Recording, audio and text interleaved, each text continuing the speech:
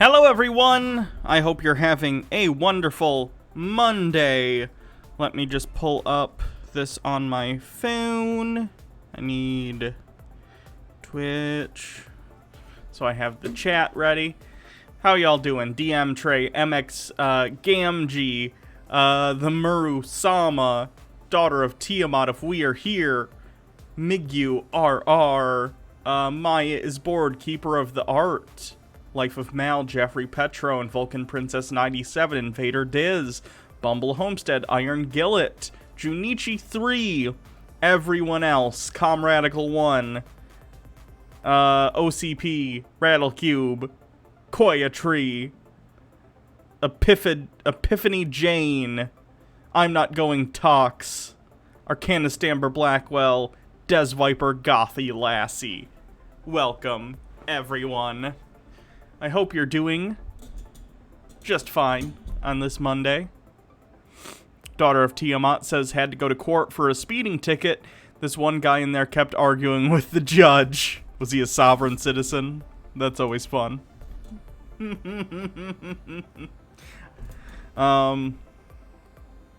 Hannah, I was one on the only 3 that passed drawing class. Nice. Congratulations with your skill and artistic talent.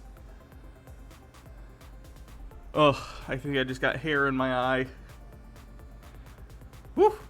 So today we're going to be doing the rounds. We're going to be covering John Doyle, who lives with his parents.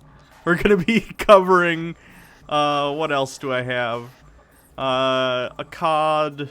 We might do his video on... Oh, I forgot to take my acid meds until too late today, so now I'm starting to get acidy. We might watch his video on Kanye for president. We have the Fullerton Informer, who's like a weirdo, anti-vax, anti-science, 5G causes coronavirus bullshit guy.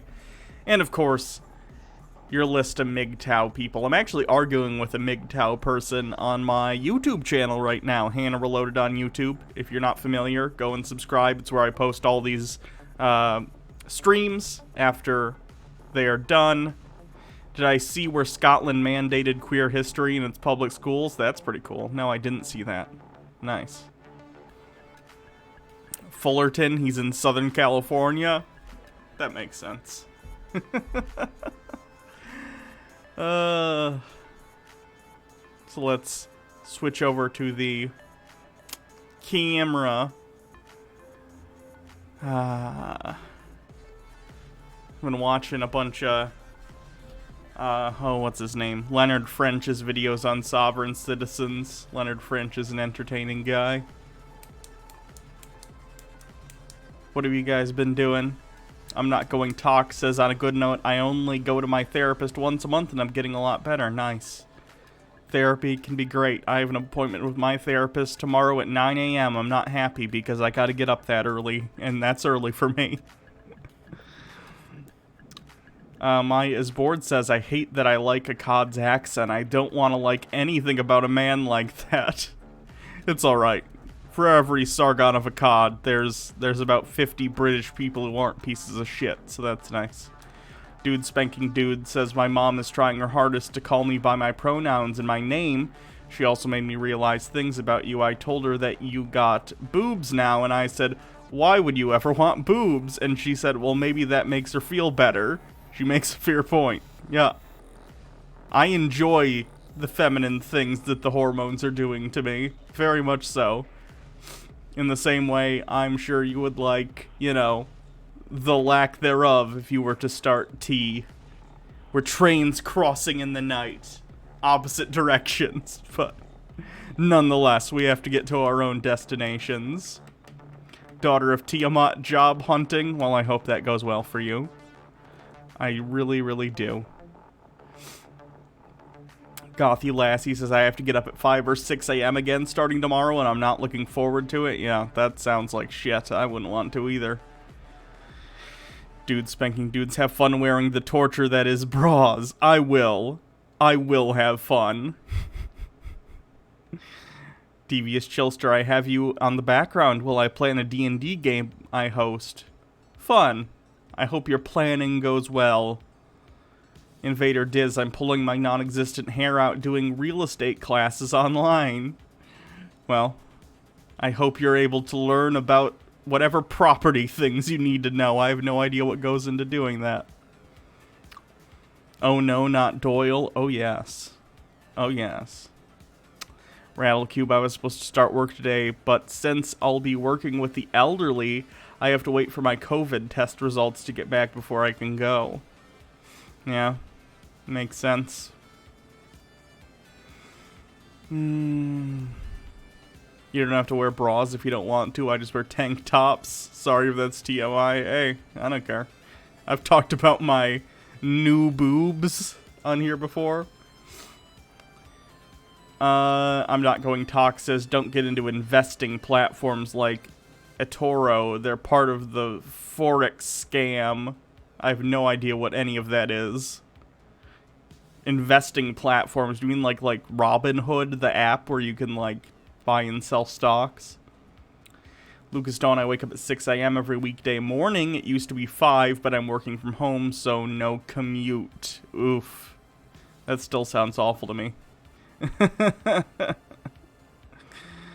Arcana Stamper Blackwell says, remember that time Sargon told Vosh that capitalism is good because there are more billionaires now, but forgot that for every billionaire there's 1 million people starving to death? Yeah, Sargon isn't the smartest guy in the world. What a shock.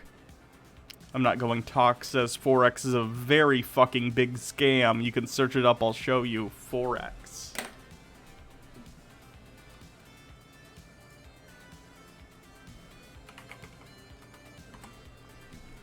Forex exchange market. Trading with the #1 broker in the US for Forex trading. So it's like a trading platform for trading stocks and stuff.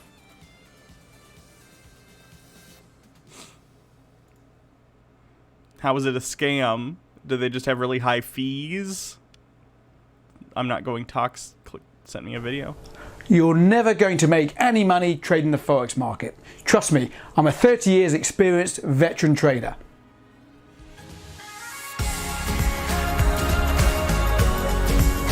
Oh, it's the same video.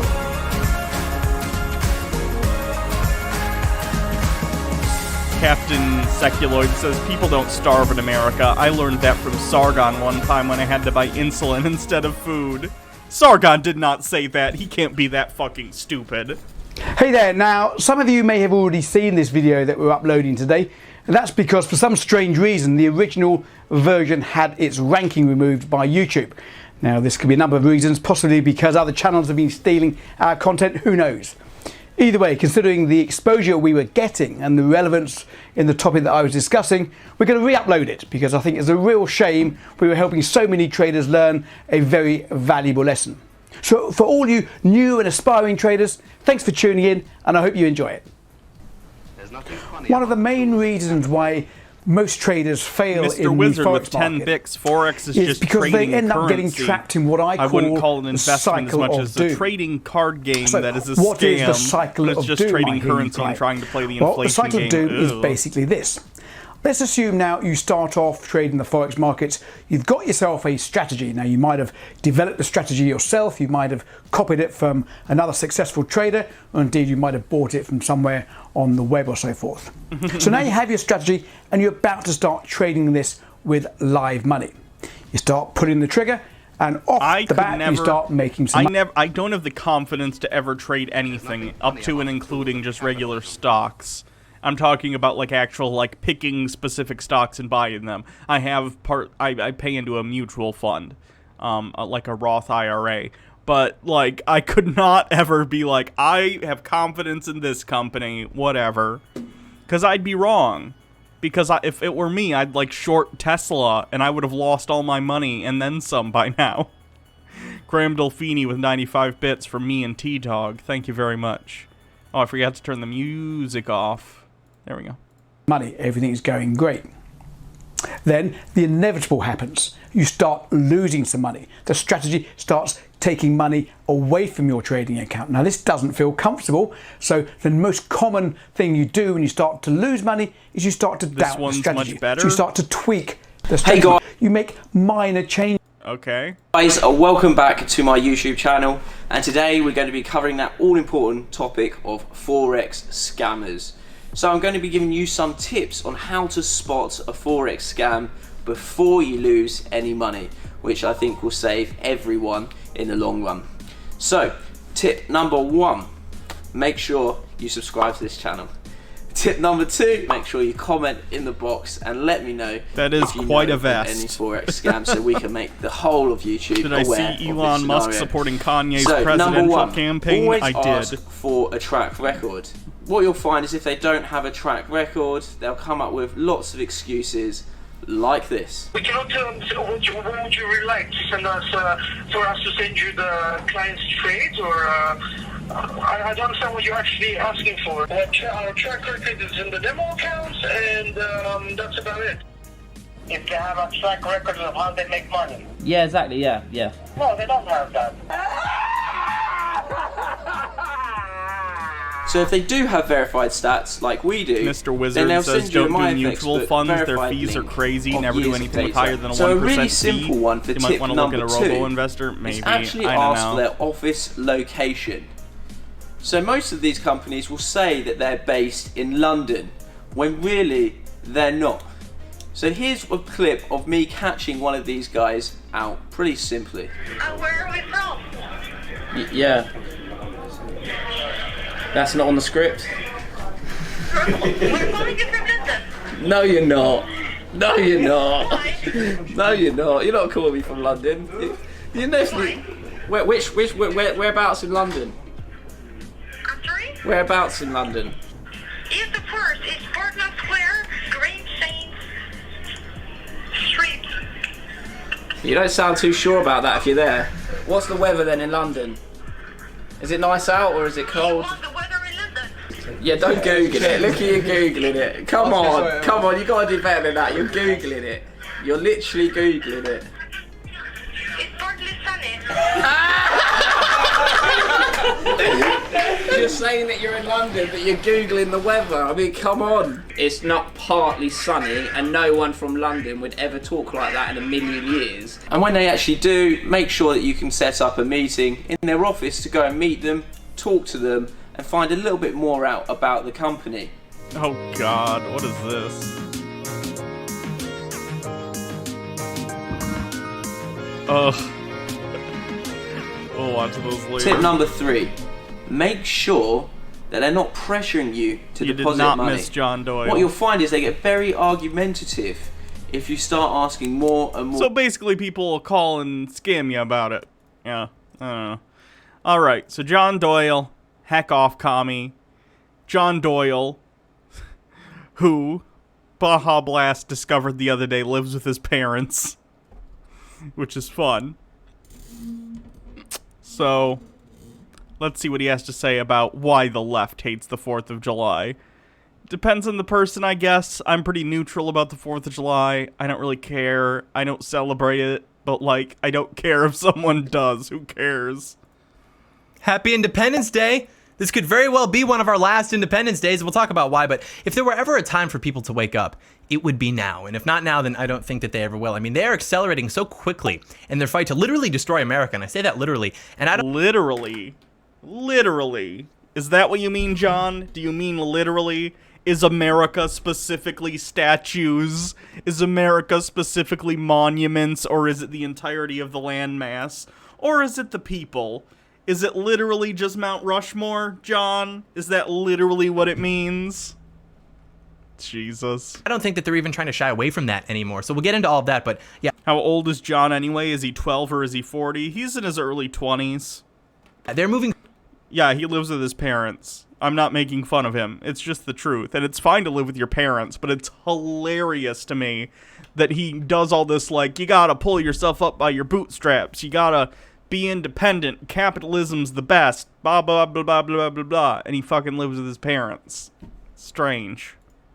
so quickly and taking advantage of the spineless Republican leadership to cover so much ground that people don't even seem to realize what's going on anymore. Like, they're just too overwhelmed to even react to it. Like, if you told the average American on New Year's Eve a few months ago, hey, in a few months, mainstream political discussion is going to revolve around defunding the police and getting rid of Mount Rushmore, they probably wouldn't, even I probably would not have believed you. I'm a pretty cynical guy. I probably would have said, like, okay, yeah, maybe, I'll believe I've not heard a single person legitimately be like, get rid of Mount Rushmore.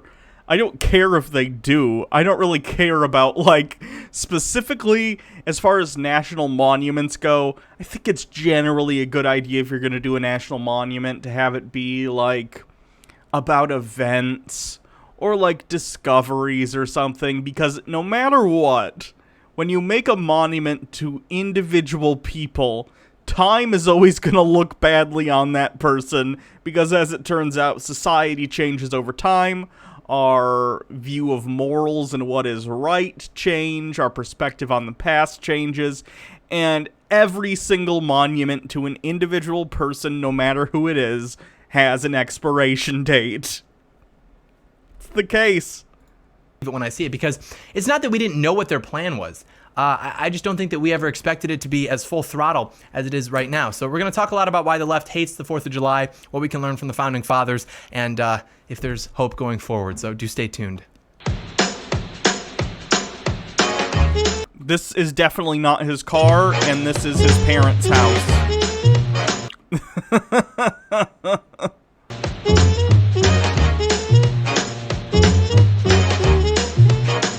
John Doyle in. Heck off, commie. I'd imagine it's his mom holding the camera. Like, make sure you don't inhale, Johnny. You can smoke a cigarette for your little YouTube video for your friends, but don't inhale. Hello there, ladies and gentlemen. Welcome to Heck Off Commie. Things are happening very quickly, and I know that everyone says this before every election, but if we lose in 2020, I don't know what we're... Keepers of the Art says people are, because the mountain is a sacred Native American site. Mount Rushmore Monument is a desecration of that sacred site. That's pretty fucked up. Honestly, though, I think that's the most American thing I've ever heard. We built a fucking monument and carved the faces of a bunch of assholes into it. On their sacred land. That is very American. Gross.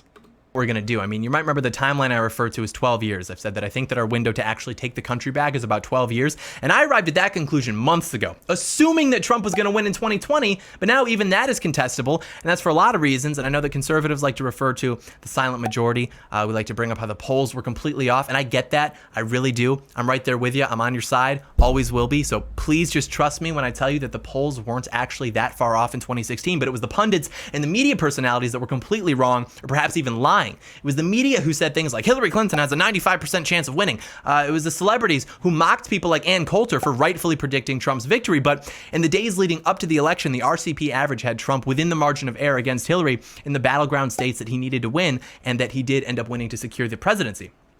And I love the guy. He's my hero. And it's Can you imagine what kind of personality you have to think Donald Trump is your hero? for that reason that we have to really keep him in line. We have to get him away from the people who don't agree with his agenda and who never did in the first place. We elected him to represent us because he knows what has to be done. And unfortunately, he's largely surrounded himself with the same establishment, GOP, fake conservatives that we elected him to completely obliterate, basically. And also keep in mind that even ignoring the never-ending media attacks, he's had to deal with a pandemic, a tremendous recession, race riots, all things that were probably orchestrated to hurt him, and rather successfully at that. But the point is, as far as I can tell, Donald Trump is legitimately our last real shot, and if he trusts his instincts, he can do it. And it's pretty clear, based on what he alludes to and the things he talks about, that he's, like, probably a white nationalist. At minimum, he's definitely a fascist, even if there isn't a racial component to his fascism. But, like, I don't think he's ever outright, like, used racial slurs on camera, whatever. I've been thinking about getting a subscription to their private forum secretly, just, like, to see if there's anything in there, but I don't know. Kind of seems like a waste of $4 to me. I'll probably do a whole other video on this at some point, and everything that's going to be pretty much guaranteed to happen if we lose, which I'm optimistic about, by the way. And I'll finish with this. Donald Trump's ego is one of his worst and best characteristics, and it's beneficial here because once he realizes that he's losing, especially to an absolute embarrassment of a candidate like Joe Biden, his survival instinct is going to kick in, and I think he'll turn things around. Imagine seeing how Donald Trump has behaved the past 4 years and saying that his ego is a benefit to him and that Trump backed into a corner helps him in any way. The man is insane. The man is a narcissist. The man freaks out and says insane stuff when he doesn't know what he's talking about, which frankly is most of the time. I'm telling you, people, I'm giving it a 50-50 chance that before November 3rd, we're going to be seeing a hard N-word from Donald Trump. I'm not kidding. He'll do it. He'll fucking do it. And I think he'll be successful at it. I mean, the man is a genius. He's looking at Tucker Carlson this week, breaking all-time records for cable news. Tucker Carlson spending a lot of that time criticizing Trump and the Republicans, and I think that if there were ever something that could snap him back into 2015 mode, it would be that. So there is reason to be optimistic, but I wanted to talk about that really quickly, but it is the 4th of July. It's 1 a.m., so we'll talk about that. Well, actually, I do have some news. Some of you might remember I've always been very skeptical about doing ads in my videos because I didn't want to sell out, but I was thinking recently because doing all this stuff costs money, and the reason YouTube demonetizes conservatives is because they know that, they want us to go broke because then we can't do it anymore. And so, John, you already live with your parents. How much broker can you get? I've sort of always defaulted to that mentality, but then I saw everything that's going on with people pulling ads off Tucker Carlson and all these companies giving hundreds of millions of dollars to Black Lives Matter, aka the Joe Biden campaign, and oh my goodness, imagine looking at Joe Biden and thinking he has a strong connection to Black Lives Matter. Again, don't get me wrong, I'm gonna vote for Joe Biden in November because I think it's the right thing to do. You don't have to agree with me, but it's how I feel about it. But the guy has said really stupid shit.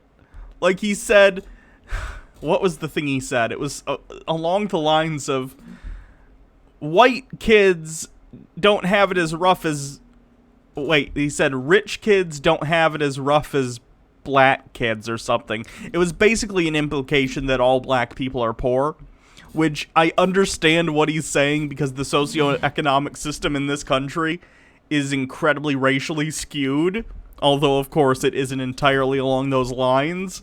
But the dude just kind of does what he thinks is the liberal popular thing to say, which in the politician theoretically isn't the worst thing. You want your politicians to reflect the will of the populace and whatnot, but to say that Joe Biden is this extremist Black Lives Matter who would be on the front lines throwing Molotovs at the cops is the most ridiculous shit ever. I realized that for a company, he literally said cops should shoot people in the legs. What? To have me advertise their product is now in itself almost a sign of solidarity, given how toxic things are nowadays. It's they're taking a risk on their end just by having their product seen with me, which is something I appreciate. And then I also realized that all the people reaching out to me were fans of the channel, hardworking American business owners. And I was just responding to them no thanks, never will I sell out. It's just so I'm changing my mind on that because at this point we all have to stick together. So if there's a business owner out there with a good product. I'm going to read what this article is. CNN, Supreme Court says states can punish electoral college voters. The Supreme Court said on Monday that states can punish members of the electoral college who break a pledge to vote for a state's popular vote winner in the presidential elections. The case comes as the election season is heating up, putting the Electoral College once again front and center in an increasingly polarized and volatile political atmosphere. In 2016, 10 of the 538 presidential electors went rogue, attempting to vote for someone other than their pledged candidate. In all, 32 states and the District of Columbia have laws that are meant to discourage faithless electors, but in 2016, no state had ever actually punished or removed an elector because of his or her vote. The vote count was 9-0. Today, we consider whether a state may also penalize an elector for breaking his pledge to vote for someone other than the presidential candidate who won a state's popular vote. We hold that a state may do so. Good. Yeah. The Electoral College is stupid as shit, and it's awful. It's so fucking awful. It's so outdated and was literally, like, put into place because the South was like, hey, we want more representation, please, and also, please, will you please count our slaves as part of the population, even though we don't let them vote or have any rights as human beings? And then, of course, you get the 3/5 fucking compromise and all that shit, but that's a discussion for another day. Product and who has the courage to associate with someone like me, hell yeah, you know, I'm going to promote that, but I'll never promote something I don't like. That's just not me. But the reason I mention this is because I got an email recently from an independent video game company, and they're like, hello, Mr. Doyle, we're fans of your channel, and we share your religious beliefs. And I was like, Catholic gamers, my people. So they sent me... Oh god, that's like the worst. Someone clip that shit, and I don't know what I'm going to use that audio clip for, but I love it. Catholic gamers, my people. Over a copy of their game, and it's called Sporadic Spire. It's this tower defense game, and I'll put some footage up for it. I don't really play video games anymore, but sometimes, you know, you want to do something that's mentally engaging without doing any real work, if that makes sense. So it was a lot of fun, and there's a couple things I really like about it. Firstly, all the defense mechanisms have very like specific benefits and abilities. So if you want, you can get really technical with your strategy, or you can do what me and cameraman Badan did. It's like a tower defense game, it looks which is just spam the flak turrets and just see what the hell happens. These dudes they're gonna get weak. They're gonna get soft. I don't think I saw the there's advertising in this video warning. Did he forget to click like the checkbox when he uploaded the video that this includes like paid promotion? They're not even making it off the platform. No, yeah. What is it? Good turrets create good times. Good times create weak turrets. Weak turrets create hard times. Hard times create flak turret. Yo, flak excellence. Flak excellence. Let's go. So there's that, and then it's also very aesthetically pleasing. Like the graphics look like a mixture of Minecraft. Arcana Stamber with that one Blackwell part of says, Undertale. those we love your work emails are pure sweet talking bullshit. They send like hundreds a day. Yeah. On the Hannah and Jake channel, we've gotten literally hundreds and hundreds of those over the course of our 10-year YouTube history. Like, everyone gets that shit. And it's clear, usually, that they've never once looked at the channel. It's just an attempt to get free publicity or to get you to sign up for their, like, multi-channel network or whatever. It's a very common thing. Apparently, John Doyle is stupid enough to fall for a form email. What a shock. Where you go through the water area, remember that part? And then there's also 2 separate currencies within the game. So there are like these investment strategies you can go through to try and earn more of the power-up currency, which is ultimately more important. So if it's very I want epic. to play a tower defense game, there's like 50 million of them. You're defending the borders from the illegal aliens. You're defending your like trad wife from the Sims. It's a blast. Also, they're doing a promo where whoever has the longest consecutive game is going to get a gift card worth $100 to wherever they want. So go check it out. Support the boys. Sporadic Spire. It's on Steam for PC. They told me to briefly mention it. Nuh-uh. We're monologuing for the boys. Go get it right after you're done watching this video. It's a lot of fun. Also, if you're wondering why it's been a while since I've uploaded, it's because I'm working hard putting together a video that I hope will boost everyone's morale with regards to the future of the country, so that should be out next week. But anyways, finally on to the 4th of July. The answer is pretty simple. The question is, why does the left hate the 4th of July? The answer is because they hate America. Really is that simple. The 4th of July is literally a celebration. No. The left, even the far left, doesn't hate America. Now let me explain. They might hate things that America has done as a country. We might hate things that leaders of this country have done and condoned. But the reason that I do this, the reason that I and people like me take the time to try and talk about idiots like John Doyle and how destructive they are for the country is because at its heart, we believe that this country can be better. We want this country to work better for everyone. We believe in the idea that indeed everyone is created equal, even if the people who wrote those words didn't fully embrace what they really mean. That all men, women, children, regardless of race, gender, sexual orientation, all of us should be equal under the law. All of us should be treated with the respect that every human being deserves. And that's a wonderful ideal. Unfortunately, as a country, we've failed to live out to that ideal pretty much forever. So, hard disagree, John. Hard disagree. Celebration of the day that America was established as an independent nation. It was the day that the Declaration of Independence was adopted by the delegates. It is a celebration of America and resultantly a celebration of American exceptionalism. And the left doesn't believe in that. They don't believe in American exceptionalism. They believe in cultural relativism. They believe that all... Yeah, American exceptionalism is awful. It's fucking awful. This idea that just America's great because it's America is ridiculous. The things that are good about America is not the fact that it's America. What's good about America is the idea that you can come here and become what you want to be, whatever that means to you. If you want to start a business, great. I'm a market socialist. I think people should be able to start businesses, but I think they should have the people who work in those businesses also be part owners. We believe that everyone should be seen as equals under the law. It's pretty simple. Come on. Devious Chillster with 50 bits. I hate the 4th of July because I have PTSD and you bitches keep insisting it's a great idea to set off bottle rockets right next to my fucking house and then claim I hate America as I freak out because I imagine my dad brought out the fucking belt again. That's unfortunate. I'm very sorry. Yeah, the fireworks thing is very stupid. I'm not a fan of either. It freaks the cats out. People with PTSD, like, it's rude to them, especially considering a lot of veterans have PTSD, and America pretends to have such a boner for its veterans, but clearly doesn't give a fuck. It's so ridiculous. CJ Oracle, John Doyle would say I hate America for wanting it to be a better country, but would applaud me for admitting I'm overweight and could lose a few pounds. Yeah, it's the same thing. If you love something... If you love the concept of something, you want to make it better, and you accept that it has flaws, right? You don't just paint that thing as perfect. John Doyle and people like him are simping for America, and it's so unhealthy. Stop being a simp for America, John. She'll never love you and send you pictures of her titties.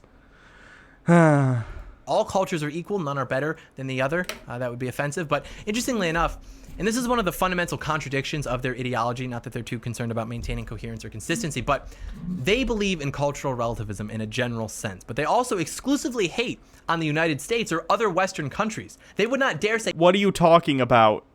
People on the left, on the far left, disagree with tons of things many countries do. The thing I speak about most is the United States, but that's because I live here. I can also disagree with, let's say, I don't know, Saudi Arabia and their treatment of women, their treatment of gay people, their treatment of people who aren't like them. I can disagree with Japan and their xenophobic policies. I can disagree the fuck out of China and their totalitarian state and what they've done to the people in Hong Kong and the mainland. What are you talking about? But I live in America. The most of the things I read about and hear about are about America, because this is where I live. So, I try to discuss those things because it's what I know the most about. It doesn't mean I don't care about other countries. It means, for instance, I don't know as much about something like the UK, so I'm not going to come out here and try and talk about it like I do, unlike Sargon, who thinks that he's an expert on all of the Western world. Say anything negative about any of the non-Western countries, which are objectively worse than we are, and conversely, they would not dare say anything positive about Western countries, specifically the United States. So I literally just spent, like, the last 15 minutes talking about the things I like about this country. This country, despite, not because of people like John, is incredibly accepting compared to many places in the world. In this country, you can be gay, you can be trans, and you know what? While there isn't equality in the sense that everyone agrees that we're all people, unfortunately, under the law nowadays, you know what? We mostly are.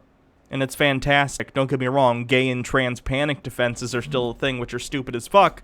But the Supreme Court just ruled you can't fire or not hire someone for being gay or trans. And that's fantastic. In this country, we have access to abortion, at least in places where they haven't tried to roll back that right. I think that's great. In this country, we get to vote.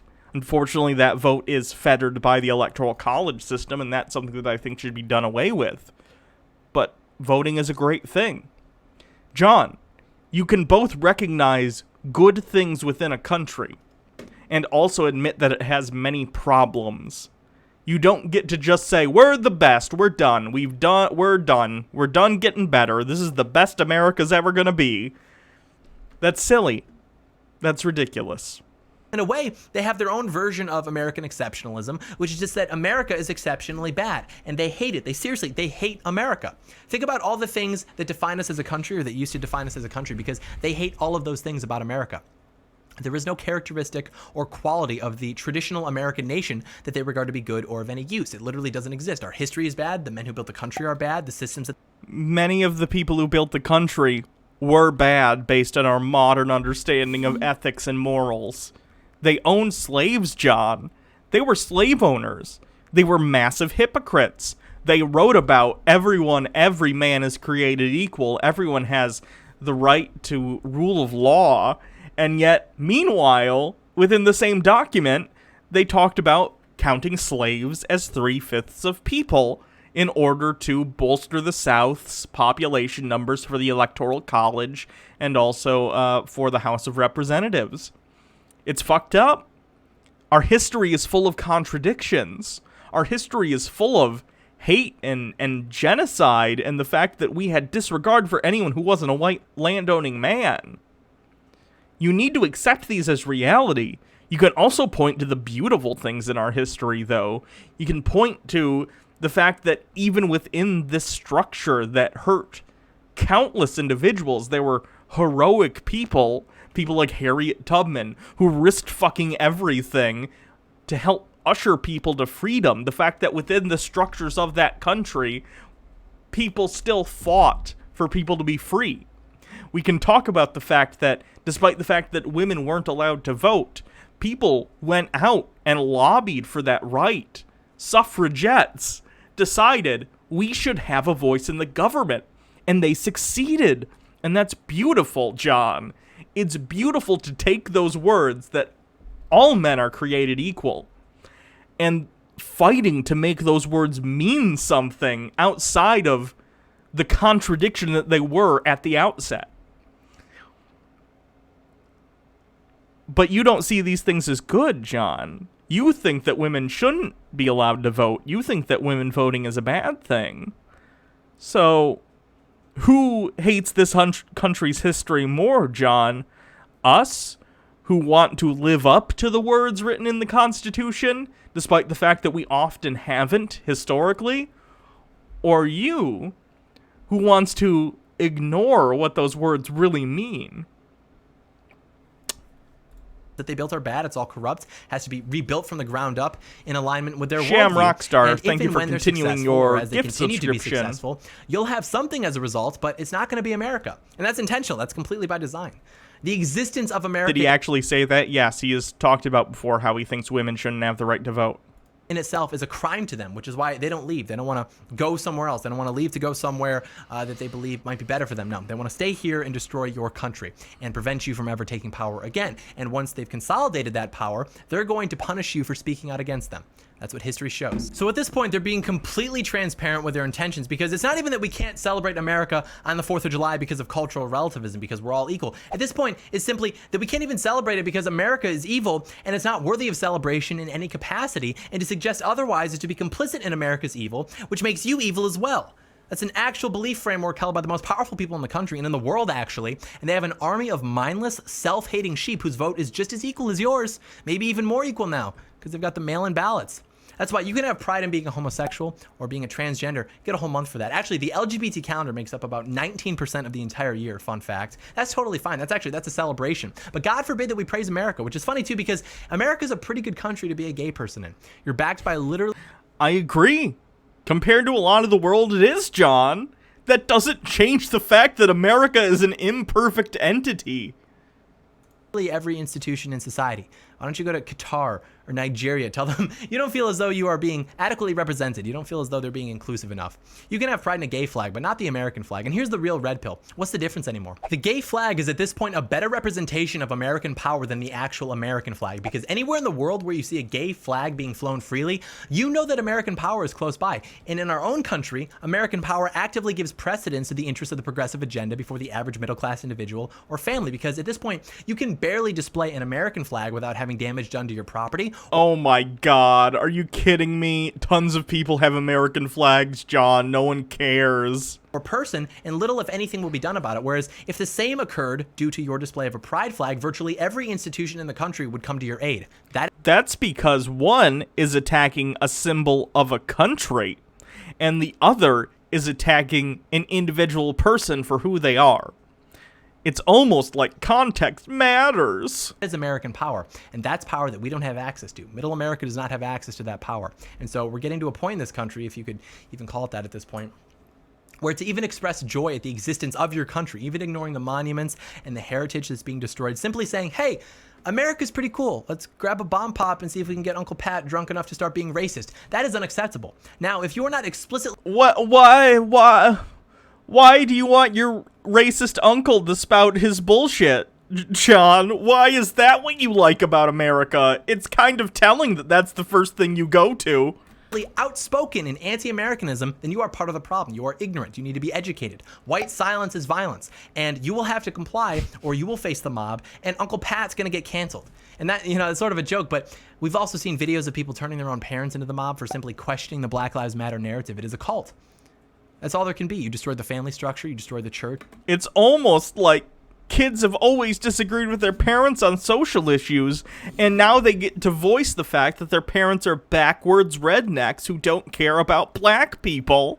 Weird. You destroy the social fabric. What else are people supposed to devote their lives to? This is all they have. That's why they all break down crying about it. These people are not well, and they need these causes to be true because it's all they have. That's why they're so emotionally invested. And so, John, you literally have a fucking thing on your laptop that says enjoy capitalism, and your posters on the wall are World War II propaganda. You couldn't be any more invested in your political worldview if you literally put on a t-shirt that says, hug me, I'm a fucking fascist. Today, what I'll be thinking about, as I have been for the last 6 weeks or so, is really what the whole point of the American Revolution was, what they were fighting for, what the Declaration of Independence actually meant.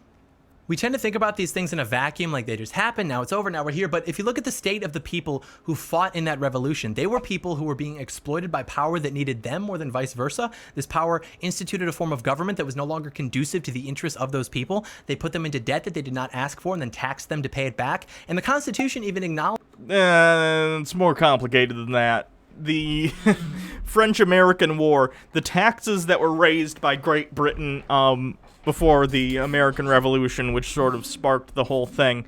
It was complicated, but one of the things that happened was that taxes were raised, and it was in response to the French and Indian Wars, in which France was fighting in the colonies of America to try and take more land. Britain, of course, had troops come in to try and help with that war, and afterwards, in order to help pay back the debts for the war, they increased taxes on the colonies. The colonists, who just were defended by the British government, were like, no, we're not going to pay back debt from the war that needed to be fought to protect our property. It's a whole complicated thing. Meanwhile, I imagine there's Native Americans off in the corner going, can we have our land back? And everyone goes, no!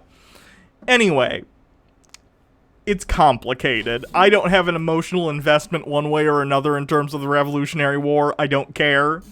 It doesn't matter. It happened. But let's not pretend it was an entirely one-sided thing, okay? I'm all for fighting the power. Fuck the British Empire. But things are a little more complicated. Okay? Is a creator, and that our rights come from him, and they're not to be infringed upon. The left doesn't believe in this. They believe that they know better than God, and that they can decide your rights based on their subjective and invariably incorrect interpretation of what is good for society. The point is that When you think about the types of people that were against the independence of America, or even the people who were against celebrating the 4th of July back then, and then you look at the people that we're dealing with now, there really is no difference fundamentally. I mean, sure, the reasoning has changed, the culture has changed, but the end result is the same and the symptoms are the same. And of course, I have to clarify, I'm talking about politics, not talking about taking up arms. I disavow violence, but the point remains the same, which is that in the course of human events, it is indeed often necessary to dissolve disavow the violence. political bands Meanwhile, which have there's a connected gun groups of people, behind because him. we are at a point now where we can't even agree on the foundations of the country. We can't even agree on her history. Forget the tax policy. Forget the Department of Transportation. We're talking about the literal foundations of our country. That's what's up for debate right now. And the answer to that is that it isn't up for debate. We will not entertain that. We're going to crush anyone that wants to fundamentally uproot and destroy our country. And after we've taken You just said you disavow violence, and then you said you would crush anyone who disagrees with you. Spot the contradiction. our country back, then we can get back to politics as usual. But until that point, which will be decades from now when some of us are dead and the rest of us are old and graying, until that point it's war. We do not compromise with those who want to destroy us and everything that better men than you and I have died to create and preserve. Hey guys, if you like this video, give it a thumbs up, leave it a comment, subscribe to the channel. Oh, John. I hope your mom brought you some Hot Pockets after that one. I think you need them.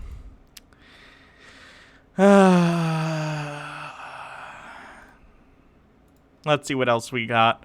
Fullerton Informer. This guy... What's this video? It just says unbelievable. Oh, I might not watch this because it's very wind in the mic. All right, ladies and gentlemen, That's a lot of screen tearing. we are back in action. This is Joe Imbriano, the Fullerton Informer, coming to you live from the busted up streets of crooked, criminally run Fullerton, California.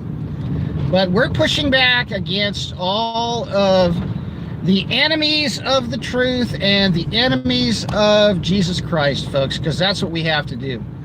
The truth march is on. That's too windy. Let me see if I can find a different video. God, why is he always All right, in his guys, car? we're here. A really important. Let's see. Forced vaccinations? Is he in? God damn it! Stop making videos in your car. The Pirates of the Caribbean and the Season of Sacrifice. That sounds fun. Thank you, Arcticalistair. Thank you for following. The Pirates of the Caribbean and the Season of Sacrifice. Okay, guys. All right, we got a stream. Okay, good. We got a few bodies in here. Let's give it just a minute here before we dig into this. All right, this is Joe Imbriano, the Fullerton. Do I vape? Yeah, I have a vaporizer. It's not tobacco, though. It's I can say this because weed is legal in Michigan now recreationally, and I had a medical card when it wasn't anyway. Yeah, I used a vape. I don't have any on me right now, though. I might get some once I have money, once I get paid from Twitch, but... Former folks, we got a special guest. A lot of you have requested that I have Daniel back on. Daniel's got a lot of important information tonight. Let me just make sure, first of all, is the audio okay? Can I see some comments confirming the audio? There's nothing. One. Do we have audio? Can you guys hear? Yep. Okay. All right, let's get right into this. Introducing Daniel once again from the studios of the Fullerton Informer, P.O. Box 4121, Fullerton, California 92834. On the web at thefullertoninformer.com, WiFiDangers.com, and 5GDangers.com, and VaxDangers.com, and CellTowerDangers.com. If he thinks Wi-Fi's dangerous, you see, folks, the Fullerton Informer covers... he thinks 5G's dangerous, but he uses a cell phone because he was filming the video with a cell phone before. Although it was a shitty video, so maybe it was like an old Nokia. Maybe he doesn't use even a 4G phone or a 3G phone. He uses a Nokia from 2002. All the issues that are out there. I'm not shilling to try to keep your eyes off the ball, folks. I get your eyes on every ball on the court, okay? You need to understand something. When I deal with things, I deal with all the things. Sargon's being a transphobe again? Let's take a look. What a shock. I'm shocked, I tell you, that Carl Benjamin would say something awful. Should trans women be able to compete in women's sports? Sargon versus Brenton. I assume this is a specific clip it's trying to load. Load, load, load, load, load, load, load, load, load. Is it gonna load?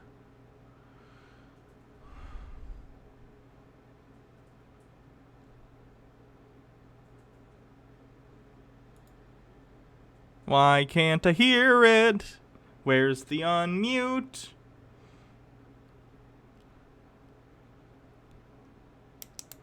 Oh, it's live right now? Sit down and pay attention and work and don't go off and dream and think about other things. And so I'm forced to become a shiftless artist, whereas before I might have been an explorer. I'm not going to sit through the whole live debate. Maybe if there are clips at a later date, we can take a look at it. There's a lot of stuff going on out there right now. I'm not going to get into that right this minute, and I'm not going to get into too much discussion about this. But the facts are the facts, folks, and we got to talk about the facts. So what we're going to do here tonight, since the government has so much control over what you think and what you've been taught and where your money goes and how much they get to take from you, and now where you get to wear a mask and what you get to do, we're going to talk about what the government's all about. And we're going to have Daniel here tonight expose some things you've probably never heard in your life, and you're going to want to have your friends tune in. I have a guest here. He's the Unabomber. And you want to have your friends tune in and share this video. But Daniel, please take it away, buddy. Okay, folks. When Joe and I get together, we talk about things that nobody talks about, and you're going to hear things that you're never going to hear anywhere else. And tonight, I want to get into a little more esoteric topics and kind of get a little bit big picture on some of this stuff. So these occultists that are running our world are basically a solar cult, a death cult.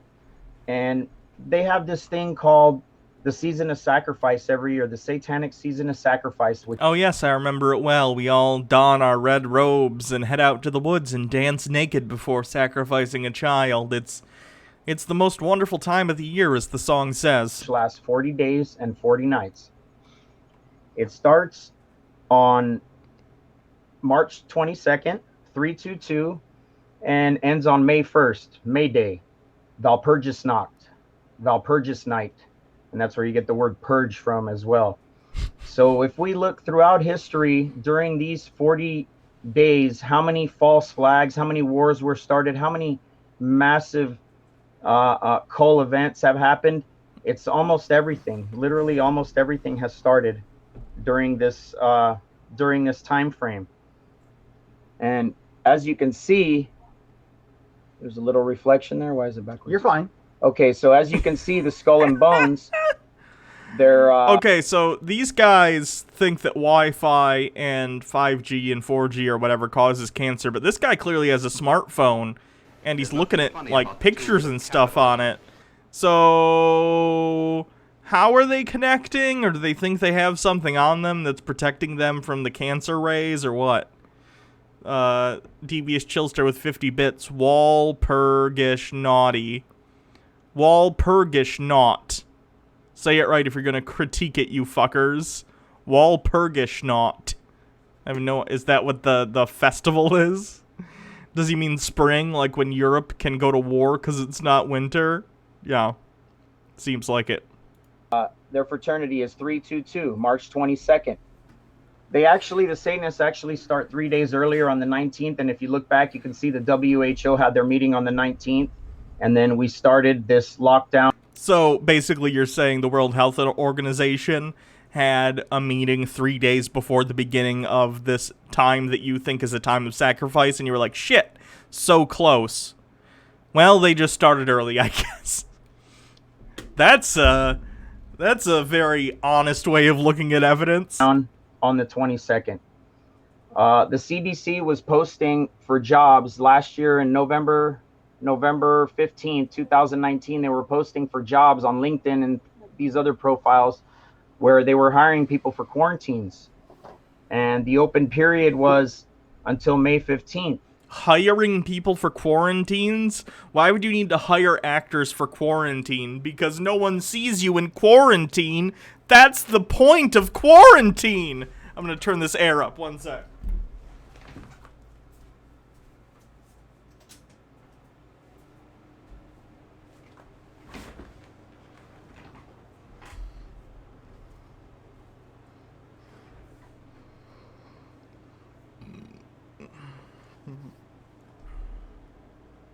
We know it's a 2-week quarantine, so if you back out 14 days from May 15th, you're there on May Day again, 5-1, Area 51. 51%. Well, this didn't age very well, did it? Because quarantine got extended multiple times. So now I'm going to get back a little bit into what they're doing here. The pants are neat. Have you seen? They're like xenomorphs from Alien. I don't know if you can see them. If everybody's scared and everybody's wearing masks, everybody's scared to go to the park, go to the beach, everybody's in fear and complying with the government, what we're doing is we're exuding fear energy, which the demonic realm is actually feasting off of. So this is why they call this the season of sacrifice. My postulation is the quarantine's going to end. Wait, is that painting not hanging on the wall? Is it just like sitting on the couch behind them? It looks like it. That's bizarre. Do they not believe in, like, nails either? Nails emit cancer signals? Hang your painting up. On May 1st, and we're going to see some crazy laws passed or some, so we got to really watch out for May 1st. Well, May Day is always a day that bad things happen, so whether or not it ends on that day or not, we know that they got something up their sleeve, don't they? What day's May Day? Let's yes, look at and news also from the May word Day. Quarantine is core for May Day. May 1st. News from May 1st. Let's look at NPR's news roundup for May 1st. The number of confirmed coronavirus cases in the U.S. numbered more than 1 million this week. More than half the U.S. states moved to reopen businesses. So even though the health experts warned against it, also despite trillions in stimulus spending, 3.8 million workers filed for unemployment last week. Blah, blah, blah, blah, blah. Basically normal news. Where did it go? I have lost you. and teen 10. So 4 and 10. 4 times 10 is 40. Now, let me get back into this skull and bones thing again. This is going to be a story you're never going to hear anywhere else. So we've been told that Christopher Columbus discovered America. In 1492, Columbus sailed the ocean blue and discovered America. Okay, well, that's not true for multiple reasons. It's a pop cultural myth. Leif Erikson, I'm pretty sure, was actually the first, like, how do I put this? Non-native to find the North American continent. And it wasn't discovered, really, because there were already people living here. So, what you mean to say is Christopher Columbus may have been the first European explorer to set foot in the New World. But even that, again, the Vikings, there's evidence were here first, so... But he actually didn't. He never even hit America. He landed in Colombia. That's why it's named after him. Christopher Columbus, Colombia. So if we look back at the truth of this story, Christopher Columbus and his fleet of ships were pirates that were sent out by the Catholic Church, you know, by way of Rome through this... What? Christopher Columbus, it was either the king and queen of Spain sent him, I'm pretty sure. Let's look. Christopher Columbus.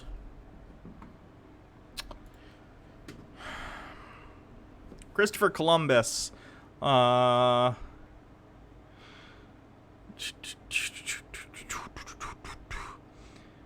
His expedition sponsored by the Catholic monarchs of Spain. Oh, they're saying because the monarchs of Spain were Catholic, and of course, we saw what happened. A lot of monarchs were Catholic, as were the population of the countries in which they resided and ruled over. Therefore, they're saying that it was okayed by the Pope. Gotcha. Let me see if it says anything about the Pope in here. Pope. There we go. Columbus eventually learned Latin, Portuguese, and Castilian. He read widely about astronomy, geography, and history, including the works of Claudius Ptolemy, Pierre Cardinal d'Alise, Imago Mundi, and the travels of Marco Polo and Sir Mandeville, Pliny's Natural History, and Pope Pius II. No, that's not that. Where's Pope in here? Coat of arms granted to Christopher Columbus and the House of Cologne by Pope Alexander VI. America is a distant land. Historians have traditionally argued that Columbus remained convinced until his death that his journeys had been along the east coast of Asia as he originally intended, but writer Kirkpatrick Sale argues that a document in the Book of Privileges indicates Columbus knew he found a new continent. Furthermore, his journals from the third voyage called the land of Paria a hitherto unknown continent. On the other hand, his other writings continued to claim that he had reached Asia, such as a 1502 letter to Pope Alexander VI, where he asserted that Cuba was the east coast of Asia. He also rationalized that the new continent of South America was the earthly paradise that was located at the end of the Orient, thus it remained unclear what his true beliefs were. So the Pope is mentioned thrice in the entirety of Christopher Columbus's Wikipedia page. Like, the Pope wasn't really involved with this shit.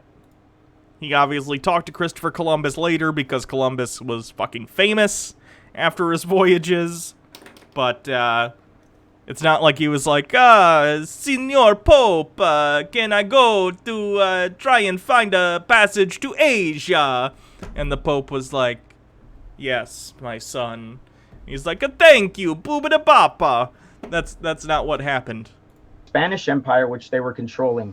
So the reason they sent them out is to stake out a base for the Catholic Church, because the Catholic Church isn't a church. It's actually a paramilitary organization with all kinds of Vatican assassins and Knights of Malta and Knights of Columbus and various other assassin groups and psyop groups. So they sent him to stake out a base. He did. It's called Columbia. Now, the reason you send out pirates to do something for you is because pirates will be pirates. They do all kinds of stuff. Christopher Columbus wasn't a pirate. He was an explorer.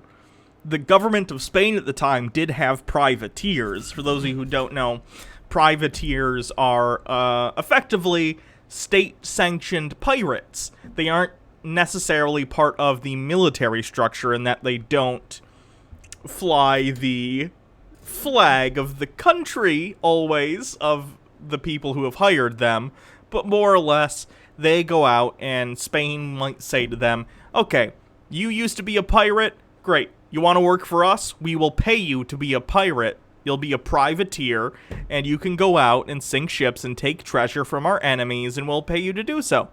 And that's a thing. Christopher Columbus wasn't that, though. He was, like, relatively educated and was an explorer. That's why they hired him. That's why they sponsored his journey, to try and find a sea route that was quicker to get to Asia, because Asia had a lot of trade goods that were widely sought after. So Spain thought, oh, if we can find first the quicker trade route to Asia, we can dominate trade. It's a whole thing. They accidentally ran into a continent, though, as you do. And you don't even actually have to pay them, because they make money by looting others. They steal from others, and nautical mercenaries is what a privateer is. You're not funding somebody, then you're safe. They're pirates. They're doing what they're going to do. So now, these pirates who were sent out to stake out a base for the Vatican did in Colombia.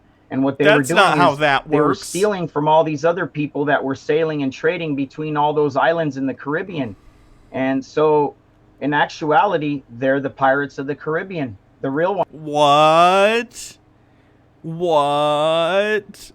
What are you talking about? What other people that were trading with the Caribbean? No one was trading in the Caribbean until after Christopher Columbus discovered the New World. Rediscovered, let's say. Ones, not Johnny Depp and these emasculated homos that you see on the movie screen. Hey, Orlando Bloom is a national treasure. How dare you? But Christopher Columbus and his fleet of ships were the Pirates of the Caribbean. Now, what kind of flag is on a pirate ship? Skull and bones. No, that's that's also a sort of historical myth. Many pirates had all sorts of different flags. Hold on. Real pirate flags. Do-do-do-do-do. Do-do-do-do. Do-do-do. So they basically had two kinds of flags. A red one and a black one. And a red one, I want to say, means we will take prisoners. And a black one means we won't. So a red flag, if a pirate comes up to you, and you're like you're a sailor, you're on the sea somewhere, a ship starts coming up to you at high speed, and they have a red pirate flag, which may or may not have a skull and crossbones on it. Here's one that's just like a dude with some skulls. Here's one that's a guy with a skeleton. I'm trying to find ones that aren't just generic. This is why I typed real. Come on, Google. Do better. Here's one. This one actually does have a weird skull and crossbones. Anyway, basically, the red one meant, hey, you better mutiny and get your captain to fucking stand down because we're gonna, or what, God, I think I have this right. The red one basically meant, hey, we're gonna take prisoners. So, do whatever. No, wait, the opposite. The red meant we will take prisoners, so fight us. The black one meant we're not going to take prisoners, therefore, you better mutiny and get your captain to stand down immediately or else we're going to kill all of you. That's what it meant. Historical pirate flags. So there's all sorts of different ones. Okay? Okay. Keep that in mind. So now, these Pirates of the Caribbean... Red equals dead, black equals we will take prisoners. I had it reversed. Thank you, Captain Seculoid. They were stashing all the gold, and by the way, historical pirate flags? Yeah, that might work better.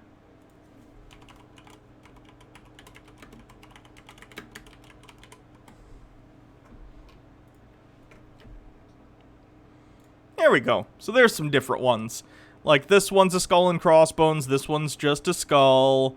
This one's a skull and crossbones. This one's that with a little, like, hourglass behind it. This one's just a skull and a sword. This one's just the crossbones. This one's 3 skulls, a sword, some of those hourglass figures and crossbones. This one's a guy fighting a skeleton. This one's a skeleton with a spear stabbing a heart. This one's just a spooky skeleton. Good job, Richard Worley. Very cool. Here's a skeleton and a skull and crossbones. This one's that, but also with a spear stabbing a heart. Edward Lowe has a red skeleton, and then the bottom one's just a dude standing on some skulls. So, not all of them have like a skull and crossbones design. Many of them do, though. Oh, here's a whole bunch of different ones. This one's a heart with crossed swords. This one's a skeleton with 2 swords. You get the point. Different pirates had different flags.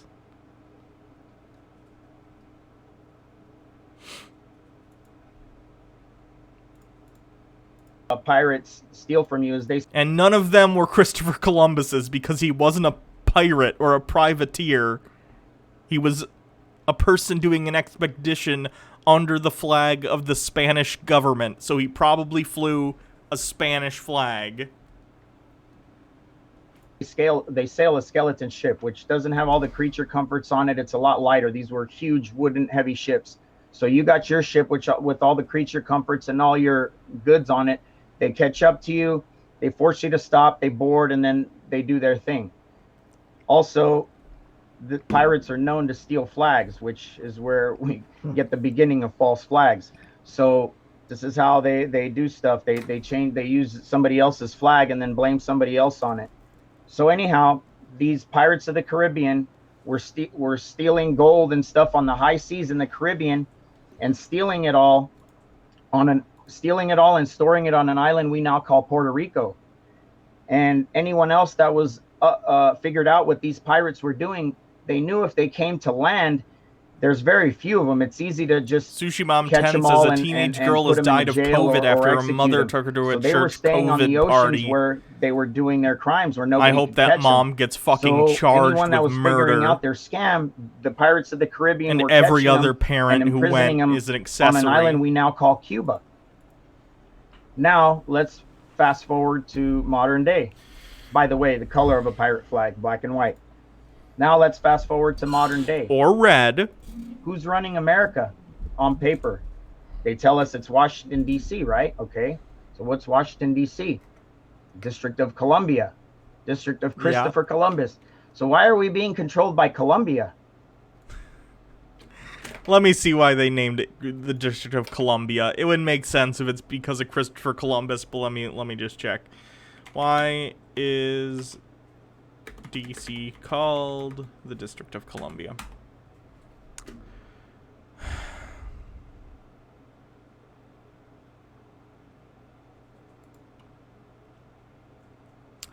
On September 9th, 1791, the three commissioners overseeing the Capitol's construction named the city in honor of President Washington.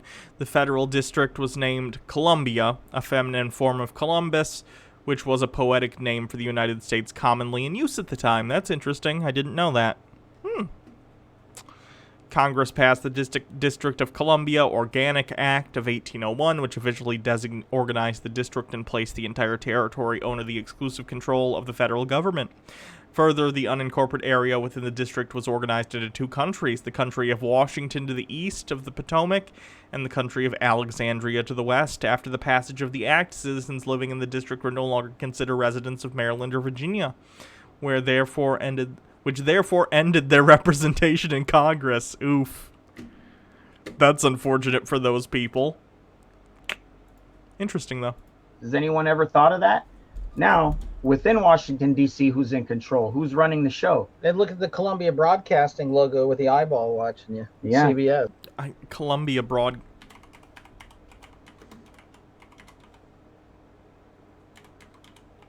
There's nothing funny about the tools of capitalism. It's CBS. It's an I because it's television. Because it's a television network, you morons. Brittamer sank with 50 bits. The story was even worse than it initially sounds. The mom was a full-on conspiracy theorist who posted QAnon stuff, used treatments that Trump recommended, and had the girl using her grandfather's oxygen tank. The poor girl was also a survivor of childhood cancer. Fuck that, mom. Yeah, that's murder. That's a murder charge. This lady can get fucked. Sick. Fucking sick. Literally. Arcana Stamper Blackwell. I mean, the pirate party is a thing. They focus on personal internet freedom and privacy alongside copyright reform and patent abolition. They're dope. I have heard of them, yes. True.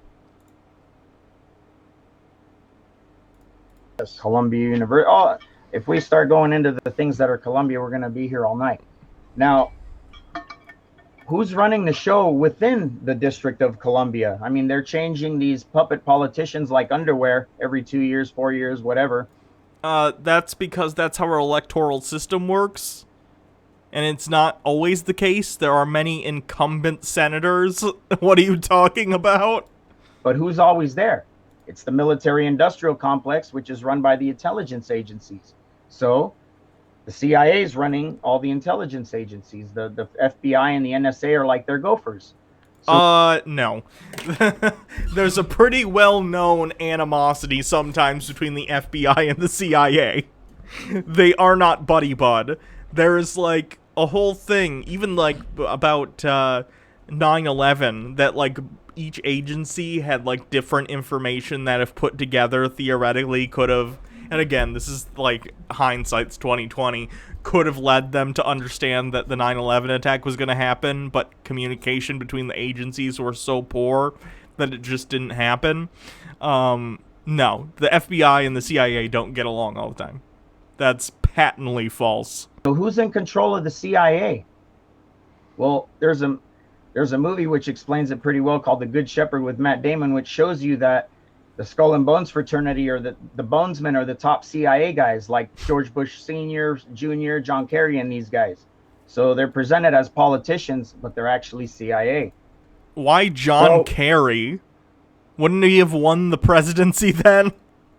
The Skull and Bones are running the District of Columbia, just like the Skull and Bones set up Columbia. Now above us we have British Columbia. So British Christopher Columbus. Now, let's go to the next step. Who's stealing all American people's money? Who's stealing all our loot? Well, the government is, but how are they doing that? They're doing it through an alphabet soup corporation called the IRS. Oh my goodness. Okay.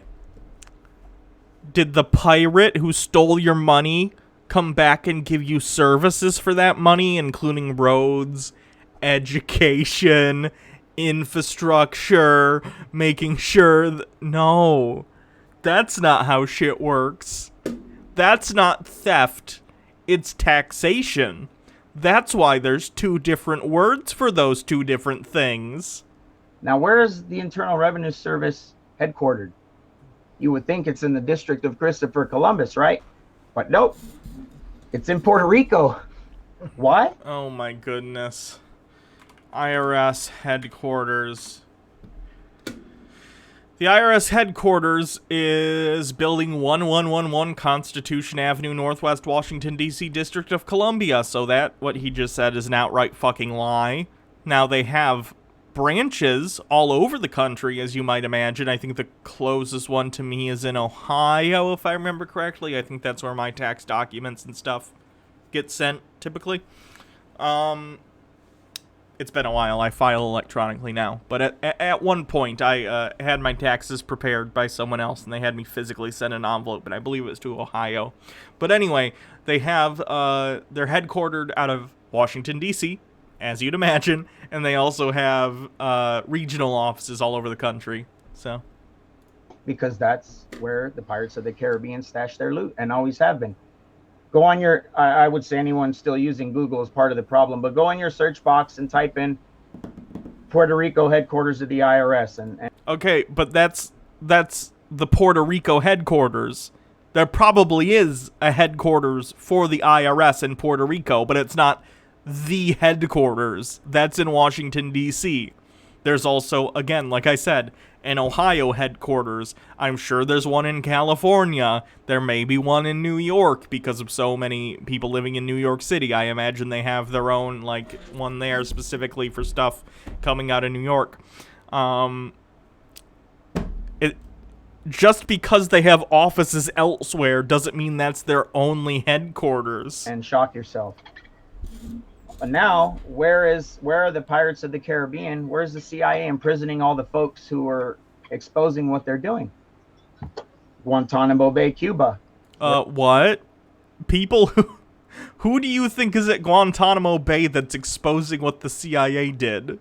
Don't get me wrong, the CIA shit. Like, we can talk all day about the shitty things the CIA or the FBI have done. We can. And Guantanamo Bay is fucked. It's disgusting and unconstitutional. But, like, mostly, like, Middle Eastern terrorists have been sent there and tortured and treated horribly, which is wrong, but it's not what you're talking about. Where they got their, they had their guy, Fidel Castro, Freemason, with a IMDb profile, guarding their torture centers.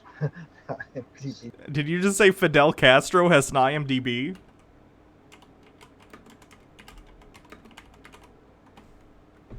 Fidel Castro, IMDb. Fidel Alejandro Castro Ruiz was born in blah, blah, blah, blah. So he has one because it looks like he was an extra in Holiday in Mexico in 1946. That's interesting. I didn't know that, if that's the case. That's quite interesting. And Easy to Wed in 1946. And then something in 1986? I don't even know what this is. Braveheart Reloaded. Credit only. So he's not even in it. He's just in the credits for no reason. Let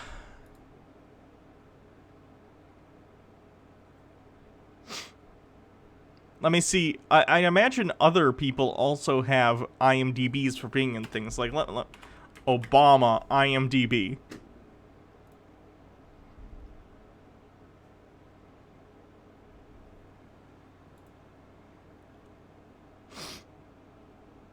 Andrew Dickerson, about to eat my steak. I hope your steak is juicy and delicious.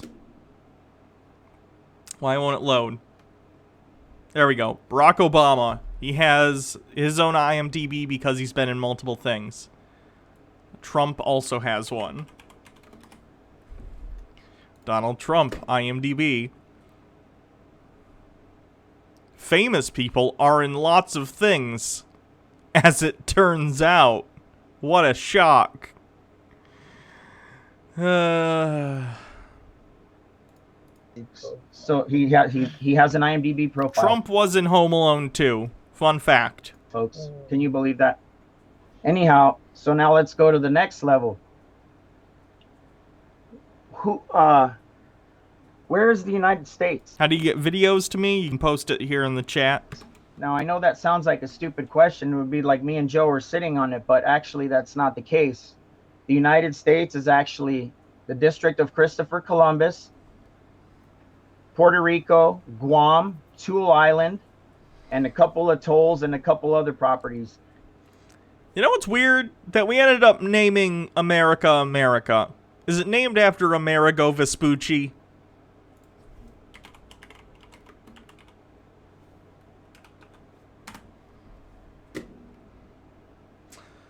Amerigo Vespucci was an Italian merchant explorer and navigator from the Republic of Florence, for whom the name, the terms of America, and Americans are derived. I wonder why. Why Amerigo Vespucci and not Columbus? That's curious. The 50 states, the 48 contiguous, and Alaska and Hawaii are actually incorporated underneath the United States as cattle stalls, which of course makes us cattle. Now, let's go to the next. And isn't that amazing? Because that's exactly how the I'm going to watch like 3 more minutes of this and then we'll move on. I know this is getting old already. people that control us look at us as He knew human the map cattle. makers. Now let's go to the next step. If I That asked sounds you, dumb enough draw to me be a true. pirate, what would you do? You would draw a guy with the patch over his left eye, of course. It's always the left eye. So you would draw a guy with the patch over his left eye. That's because... Oh my goodness. Okay, eye patches were a thing for pirates because... Not because necessarily a bunch of them had their eyes missing, though some of them may have. But because when you take over a ship, you'll have to go under the deck. So you put an eye patch over your eye. So your eye will, your retina will expand. So it can take in more light, because that's what happens when it gets dark out. And you're basically tricking your eye.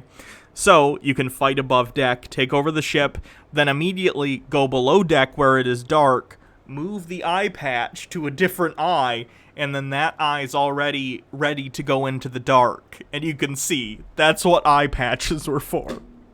So we're being asked to believe that these guys that were master sailors and thieves and all that are one-eyed and don't have any depth perception. Or Vespucci was the first one who definitely discovered that the Americas are real continents, not just a bunch of big islands. I didn't know that. Interesting. Arm, they're Yeah. drunk all the time. Right. Right.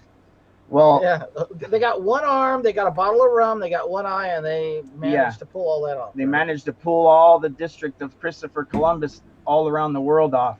Now, if Madonna comes out on stage and has a patch over her eye, we know she's, shilling for the Illuminati and putting, doing a sigil fest on the television screen for all the people to give their energy to it. So she's shilling for the Illuminati. Yet we forget to realize that the Pirates of the Caribbean are showing us they're the Illuminati by putting the one patch over the left eye. So that's actually who they are. Now, let's look at what is the Illuminati. The Illuminati was incorporated in 1775 by a Jesuit priest named Adam Weishaupt in Bavaria, Germany, which was the Nazi capital of Germany. What? It was the 1700s. The Nazis are a bit away, don't you think? All right. We're going to call it a day on that one. Let's move on. That's enough crazy conspiracy, I think. PragerU. Classic as always. The flag is still worth saluting, says PragerU. Let's see what they have to say about it, shall we?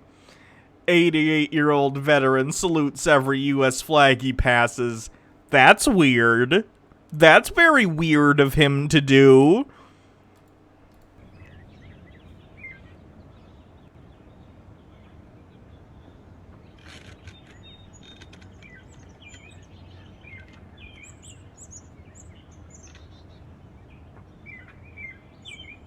I am a third-generation American. My parents and my maternal grandmother were born in Brooklyn, New York. But I didn't know I loved America until my early 20s. In my third year of college, I studied in England and began a life of travel that eventually took me to 130 countries. So you were rich. Your parents were rich, and you got to travel the world because of it. Good to know, Dennis Prager. What a shock. That was when I began to understand how important America was to the world, and still is. Yikerinos. I'd imagine if I was born incredibly wealthy and my parents handed everything to me, I'd also probably think America was fucking tits. I would probably be like, this is the fucking best. I've never had to work hard for anything or worry about if I could pay my bills. America. Yeah. But unfortunately, that's not how it is for most people. That was when I began to understand how unique America was, and still is. That was when I began to appreciate the decency of the American people. The decency of the American people. When was Dennis Prager born? Dennis Prager, when were you born? You were born in 1948. So when you were 20, it was 1968. Dennis Prager looking outside his window, seeing Martin Luther King getting shot, seeing black people being hosed down and attacked by dogs, goes, the American people are decent. Dennis Prager, yikes. Being away from America for a year, spending the Christmas season in Morocco where there was no Christmas season, and ending the year with a month in the Soviet Union where there was no freedom, this all had a life-changing impact on me. I realized how lucky I was to be an American. I even realized... Sushi Bomb said, here's a cleanse for later. Thank you.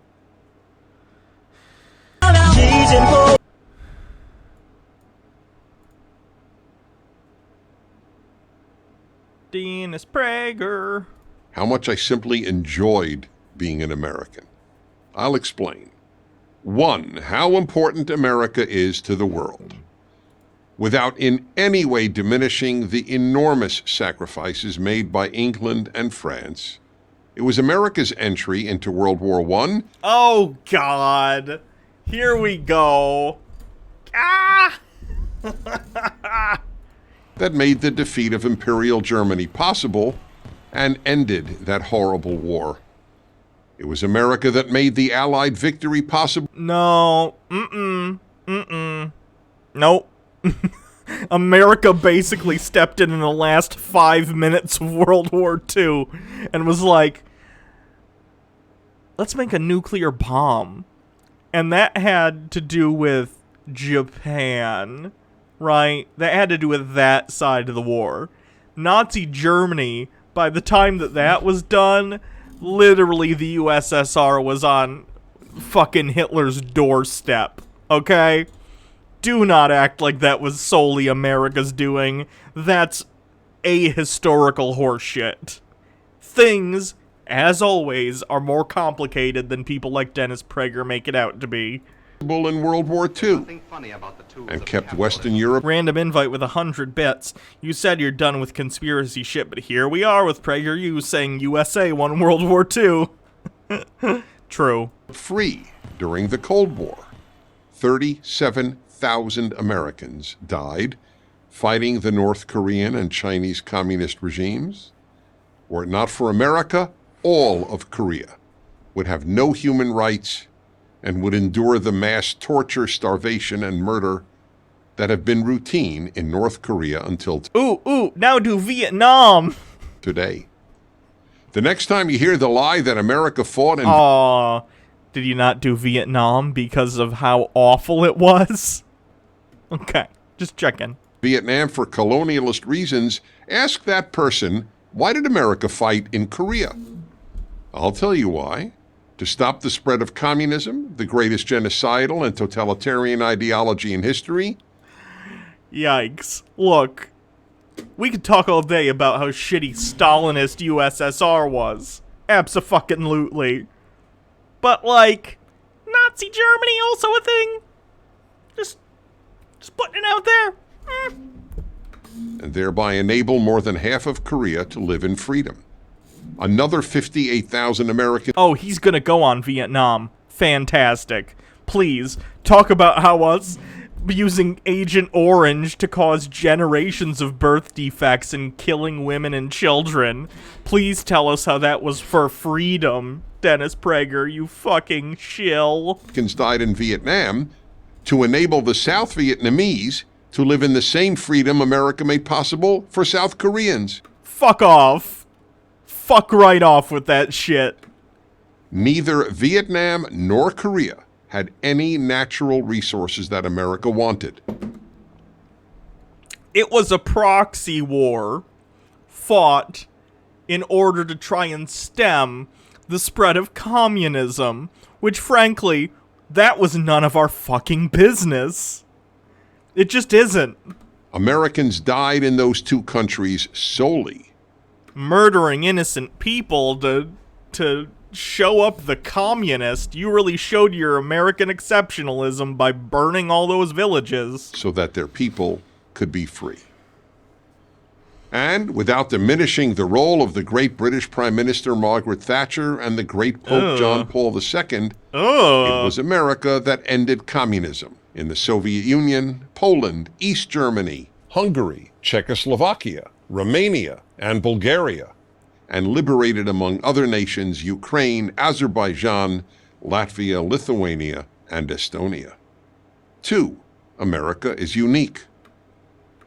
America is the only country that was founded not on a race, ethnicity, or nationality, but on an idea. What? Oh my goodness, Dennis Prager, that's incredibly disingenuous. Okay, look, I talked earlier in this episode about living up to the ideals of the words all men are created equal. Why I say specifically the ideal of what that word should mean is because it had a very specific meaning to the people who wrote those words. And they meant white land-owning Protestant men. Okay? Come on. The 3/5 compromise was a fucking thing, Dennis. Remember? Because of all the slaves the South had? Remember how we invaded America and took it from the natives? Isn't that fun? No. Come on, Dennis. You're better than this. At least I wish you were. Jesus. Limited government, because the founders of America believed first and foremost in liberty. America became the freest country in world history. What does that mean? I've never had that explained to me. ever by someone on the right how America is any freer than, like, the UK or Canada or Australia. Is it just the guns thing? Because, like, if I get cancer, it's gonna destroy me financially for the rest of my life. That's not very free, Dennis.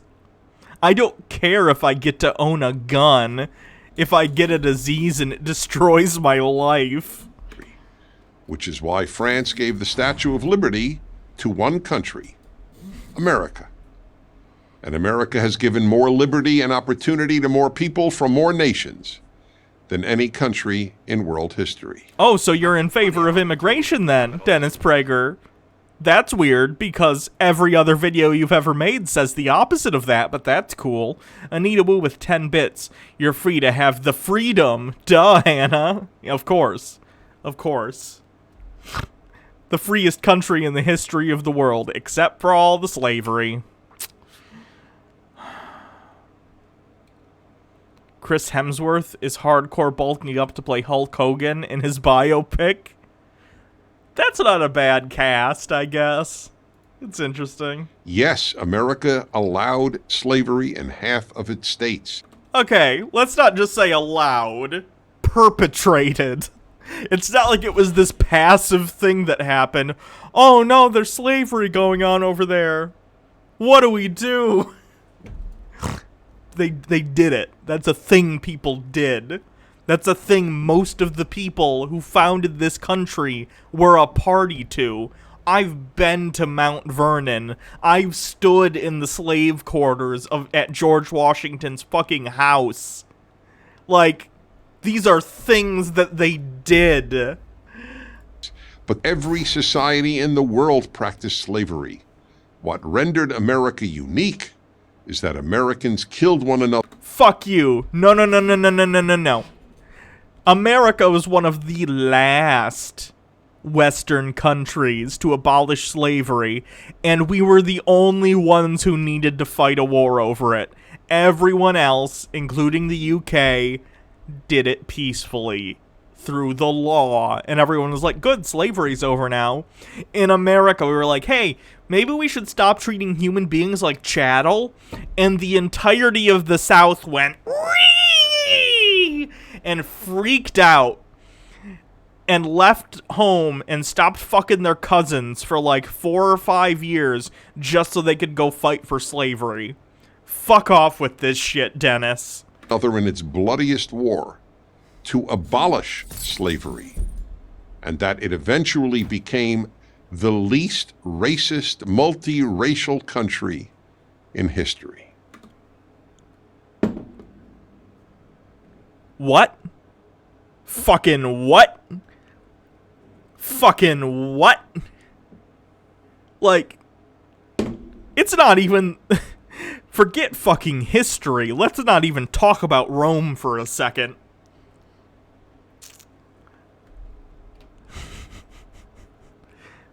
Dennis, we border Canada. We border Canada. Dennis, Canada is right there. And they've had far fewer issues with race than we have. I'm not saying they don't exist. But America, real good at doing a racism. Let me tell you what. That's some American exceptionalism right there. We're real good at systematically oppressing the minorities in this country. It remains the only white majority country to have ever elected a black leader. And Africans know how good America is, which is why by the 1980s, more black Africans had come to America voluntarily as immigrants seeking freedom and opportunity than ever came as slaves. Oh my goodness. Are you going to talk about... Really? Are we going to have that fucking discussion? Hold on. There's a random invite with 50 bits. Americans fight one another over slavery and still to this day wave the treason flag along with putting up statues of traitors over slavery. Yeah, it's stupid as shit. Dennis, at a certain point, long before slavery was actually banned, what happened in this country was they banned the trade of slaves in the States in the sense that you couldn't get them imported. So what they did was they bred slaves. They bred them like they were fucking horses. It's sick, but it's true. And then they would, you know, sell the babies off and stuff like that. So at a certain point, you don't need to import slaves anymore.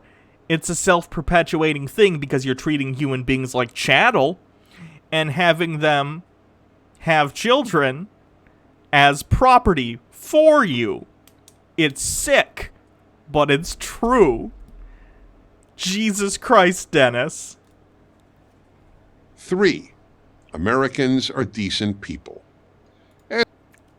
Saying any group of like 300-something million people are all one thing is ridiculous.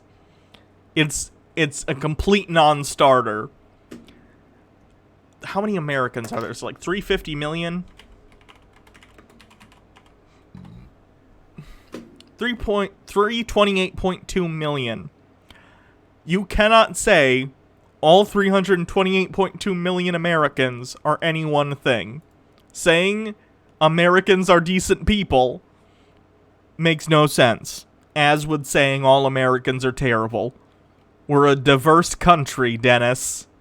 You're on the side of shitbags, but it doesn't mean I would say all Americans are shitbags. Ask visitors what they think of Americans. They're likely to tell you how friendly Americans are. Oh! There are mean and bad Americans, and there are kind and good people in every country. But having traveled abroad every year of my life since college, and to all 50 American states, and being sensitive to people's goodness and happiness, I have been continually amazed at the essential decency of most Americans. You're a rich white guy. Of course everyone's nice to you. What are you talking about? I fell in love with America at the age of 20, and given the freedom, the opportunities, and the religious tolerance I have experienced, I realize all these years later that America has loved me too. I'm Dennis Prager. You certainly are. Dennis. Okay, Tate Speech, who is fucking awful, by the way. He has a video entitled Black Lives Matter Denies the Laws of Nature. So, just a warning, this is probably going to be awful. He's always awful, but in particular, this is going to be real bad. So before we start this, let me just say, Black Lives Matter. Okay?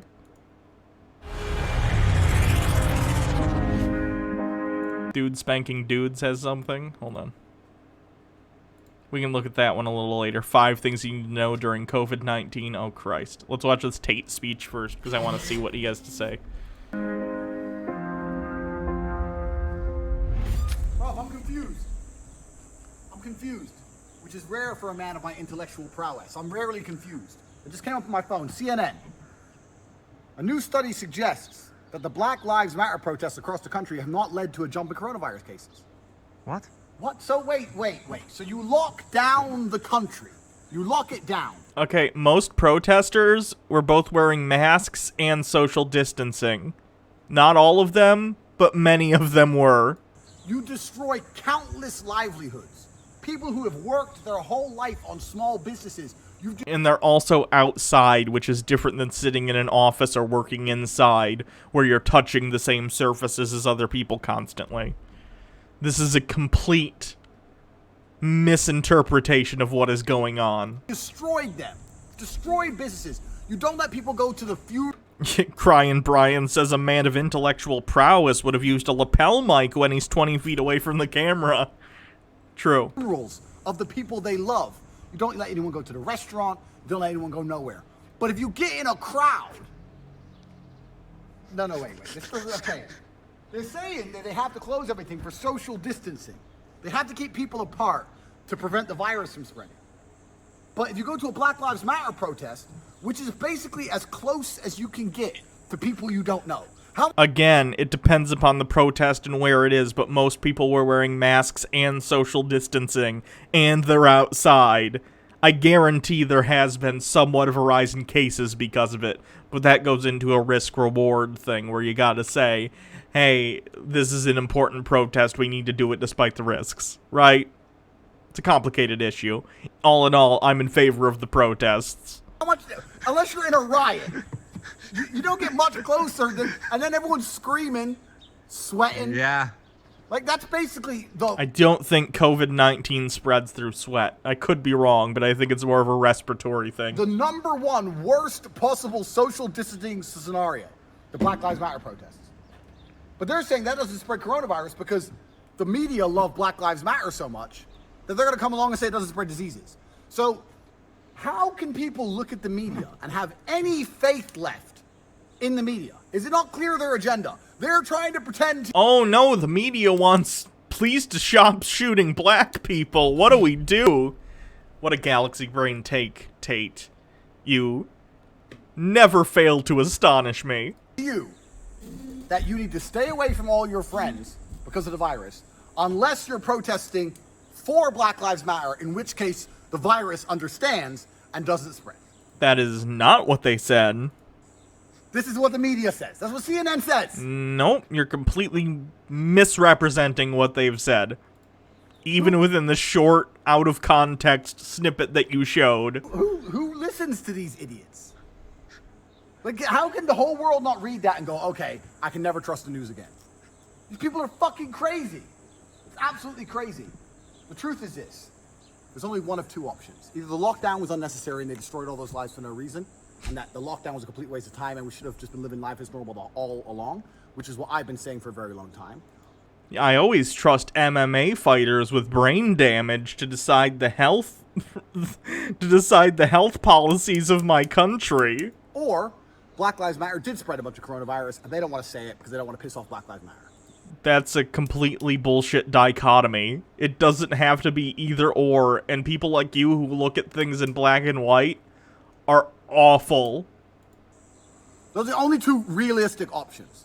What actually probably happens is the first option. Let me tell you something. I'm going to say something I thought I'd never say. I wish Obama was still president. Because if Obama was still president, you know what would have happened? Nothing. What would have happened would have been, proper measures would have been taken throughout the country, and we'd probably be dealing with a lot fewer cases than we are now. No lockdown, no close down, nothing. Because when someone dies of corona, who would have died anyway? These people are so old, they'll die from anything.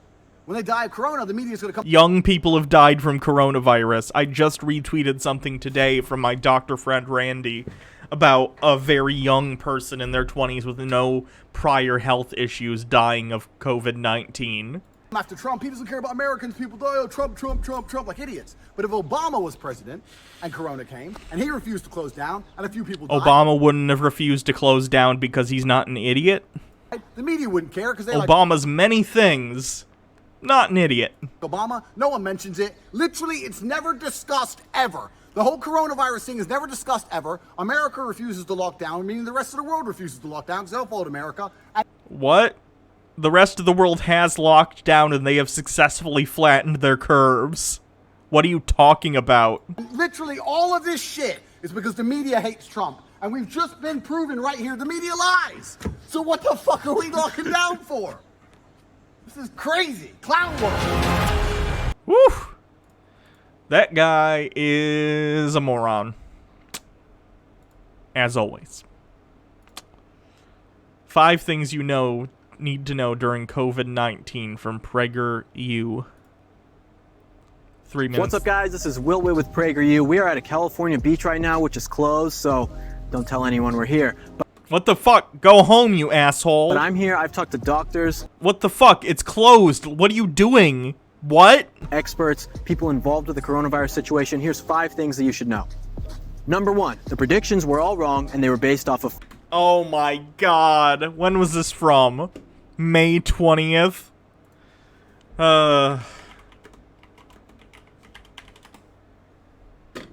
COVID-19, deaths in U.S. total, please. I've had 120 deaths just in my county, for the record, out of 1,273. That's a 10% death rate. That's fucking awful.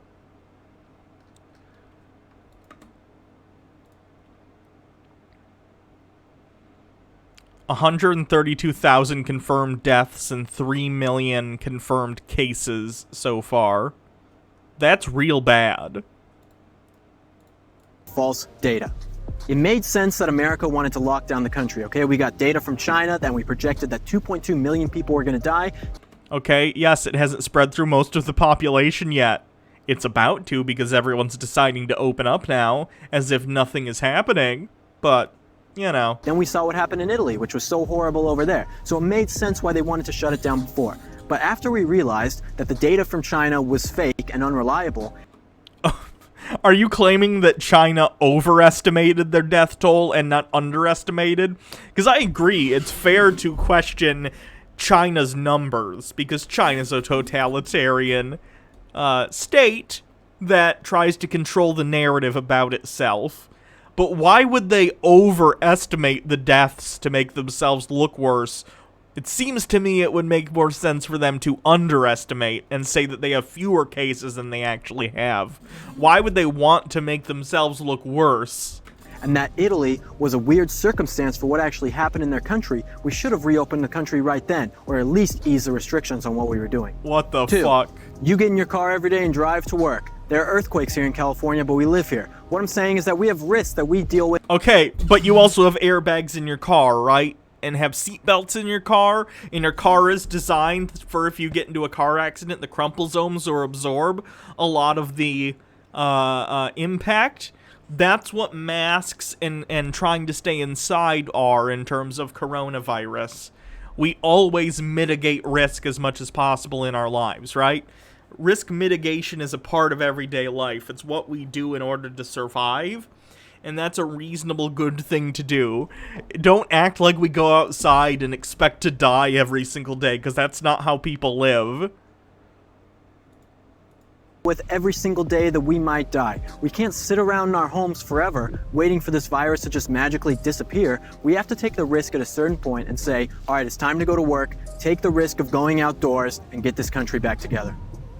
3, the hospitals are practically empty. Here in Los Angeles, they really are. People are too scared to go into the hospital because they're scared of getting coronavirus. For example, people with breast cancer aren't going into the hospital to get the services they need because they're too scared of getting the virus. Also, people being at home, because they're immunocompromised if they're getting cancer treatment, if they're getting chemotherapy, and they get coronavirus, they will fucking die.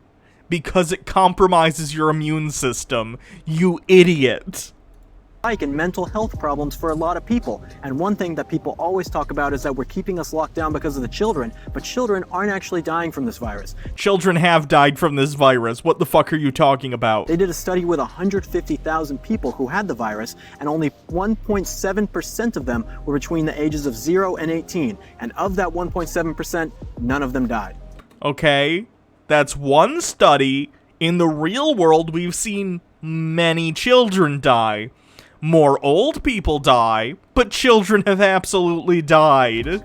4, the economic impact that this is having on our country is astronomically huge. In Los Angeles alone, 50% of people are out of work. How can you have a city continue to be alive if you have 50% of the people out of work? Well, you could do what a real country does, like Canada, and put forward a bill that's going to ensure that instead of bailing out corporations with billions and billions of dollars, you instead take that money and give it to the citizens on a regular basis as sort of a stimulus. Instead of a one-time $1,200 payment, you could do that every 2 weeks, every month even, and they could then use that to pay their bills. Their landlords could use that money that they get from the rent to pay their bills, and then it trickles upwards. You know, like how economics works. Small businesses are getting loans from the government right now. The government is spending trillions of dollars on these loans, but how are these small businesses planning to pay back these loans to the government if they can't even get their businesses up and running because we're under a quarantine?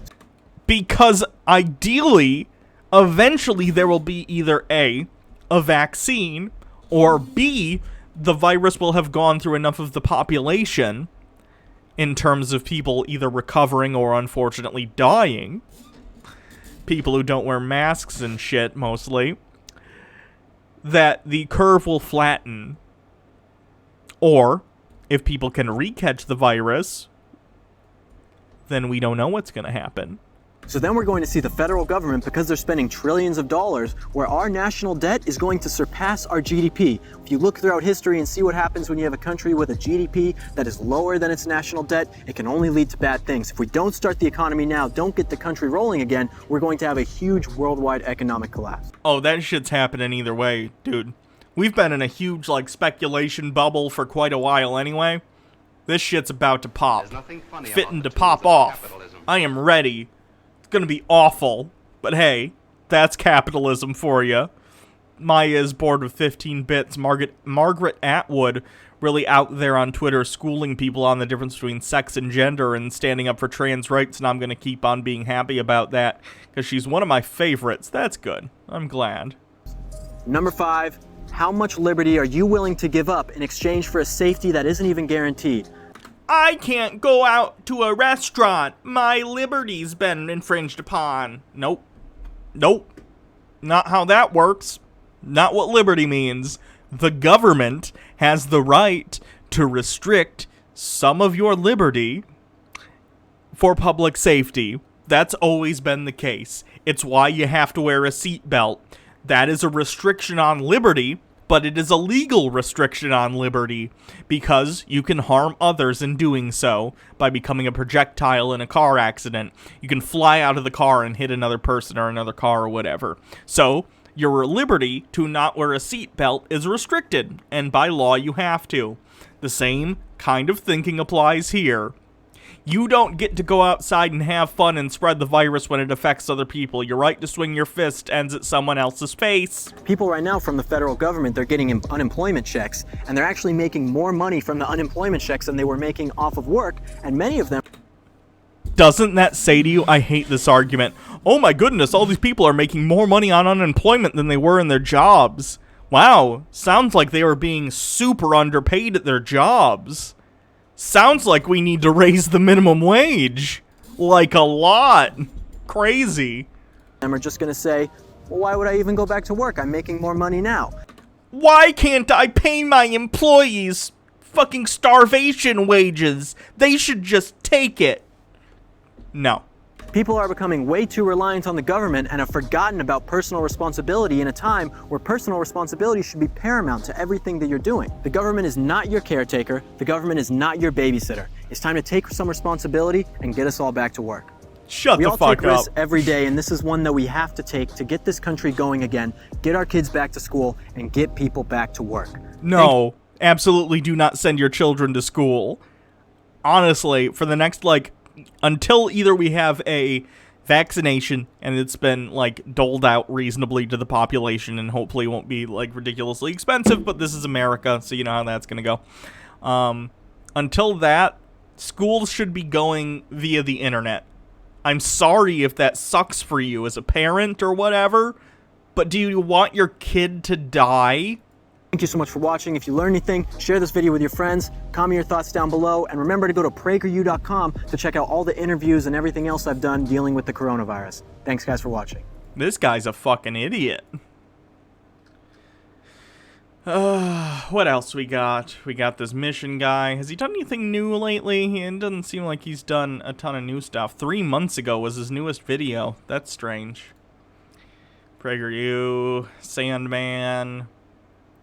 He says all men should date women. MGTOW. Is he saying that even gay men should date women? That seems counterproductive to everyone involved. Hi everyone. Why with always the here. women? This video is brought to like you by a donation from Network Firefighter. So he didn't send me a unnecessary. specific topic with his donation. So what I thought I'd do is cover something that someone named Louise sent me as a message and question through Facebook. So here's what Louise has to say, and I quote. Hi Sandman, this might be counterintuitive, but shouldn't all men and not just young guys consider dating while they can? After all, women are getting progressively worse with every passing year, and one day might make today's thoughts look like angels. What are your thoughts? Well, Louise, thanks for the topic. I'll get to my thoughts about the thoughts in just a moment, but let me first tell everyone about today's sponsor, Ancient Purity. Tom has been going MGTOW for quite some time and doing video requests on my channel. What is with, like, MGTOW and conspiracy people and whatever, and the fucking vitamin supplement industry? Is it just because they're good marks, because they're gullible? Brilliant. Thank you, Groost Goo for following, and Mr. Wizard 128 for your 20 bits. The current minimum wage is very fucked up. If we follow the average increase of production per person since the 60s, we should be paid $20 minimum. I agree. I agree. He has also been selling dozens of different products like the ones that you see here. Most vitamins and minerals are poor, ineffective, and unabsorbable garbage. Ancient Purity follows the principle of super clean products that are absorbable and at a dose that works. Most vitamins They're also getting are decent scams, reviews on but Amazon.com. buy our vitamins. Also, these aren't the We're not a chemicals they put in scam, the we water promise. to turn the frogs gay. I don't like them putting chemicals. The video. Louise, you sound like myself when I made my Monks of MGTOW video back in 2015. But at least it sounds like you were rationalizing a good reason for going back to the plantation, which is FOMO, or fear of missing out. Missing out on women because they're better today than they'll be tomorrow. The reason I tell young guys to date, especially in high school with the right precautions, is because it makes sense. You know, she's attracted to you for you and not your money, because you don't have any. It's the ultimate validation to be accepted as the physical being and person that you are. When you're older, you don't know for sure if she's attracted to you or if she's attracted to your casharoo. If that's genuinely how you feel about dating women as an adult, then you have major trust issues that you need to work through before you get in a serious relationship with anyone. If your first thought when you get involved with someone and you're having a good time and you're together and you enjoy each other's company and your first thought is, I wonder if she's a gold-digging whore, then you have serious issues that you need to work through. And she wants to put it into her coocheroo pouch and hop on out of there. Did he just say coocheroo pouch? All right. With more than half your spoils and possibly a baby-roo in tow too. You know, to keep even more casharoo flowing her way. But seriously, Louise, what's an older guy going to miss out on besides herpes and women hopped up on antidepressants because their cats died? You're going to lose valuable time and money. People are on antidepressants because they're depressed, you fucking asshole. As you get older, and you'll never get it back in a world where it's harder and harder to get ahead, because you're too busy chasing head. Yes, we all know that women get progressively worse as they age. And no, I'm not talking about simply their looks. I'm also well aware that social justice and feminism is affecting girls before they become teenagers, and we're seeing the rise of girls bullying boys, and boys aren't fighting back. I'd love to see your stats on that one, dude. Please, enlighten me on this female-on-male bullying. Because they don't have the mental tools, and using their physical fists and other tools is forbidden to them. Louise, maybe you're dating right now and it's changing your perception of reality. Thinks pretty little of men if he thinks that they don't have the mental tools to go toe-to-toe with women of the same age. And you're wearing those love goggles. And that's why you're going out there and telling guys to date while trying to rationalize your decision. Maybe you're bargaining with yourself about going out and finding a girlfriend, and you want my validation before you get a woman. I don't know. Most guys over the age of 40 understand there's little to no benefit getting married and probably little to no benefit dating. In my teens and 20s... If you genuinely feel that way, then just be alone. That's fine. But, like... I think that says more about you than it does women. I don't care. Do what you want to do. But the fact that you spend all your time thinking about women and how you think they're so awful...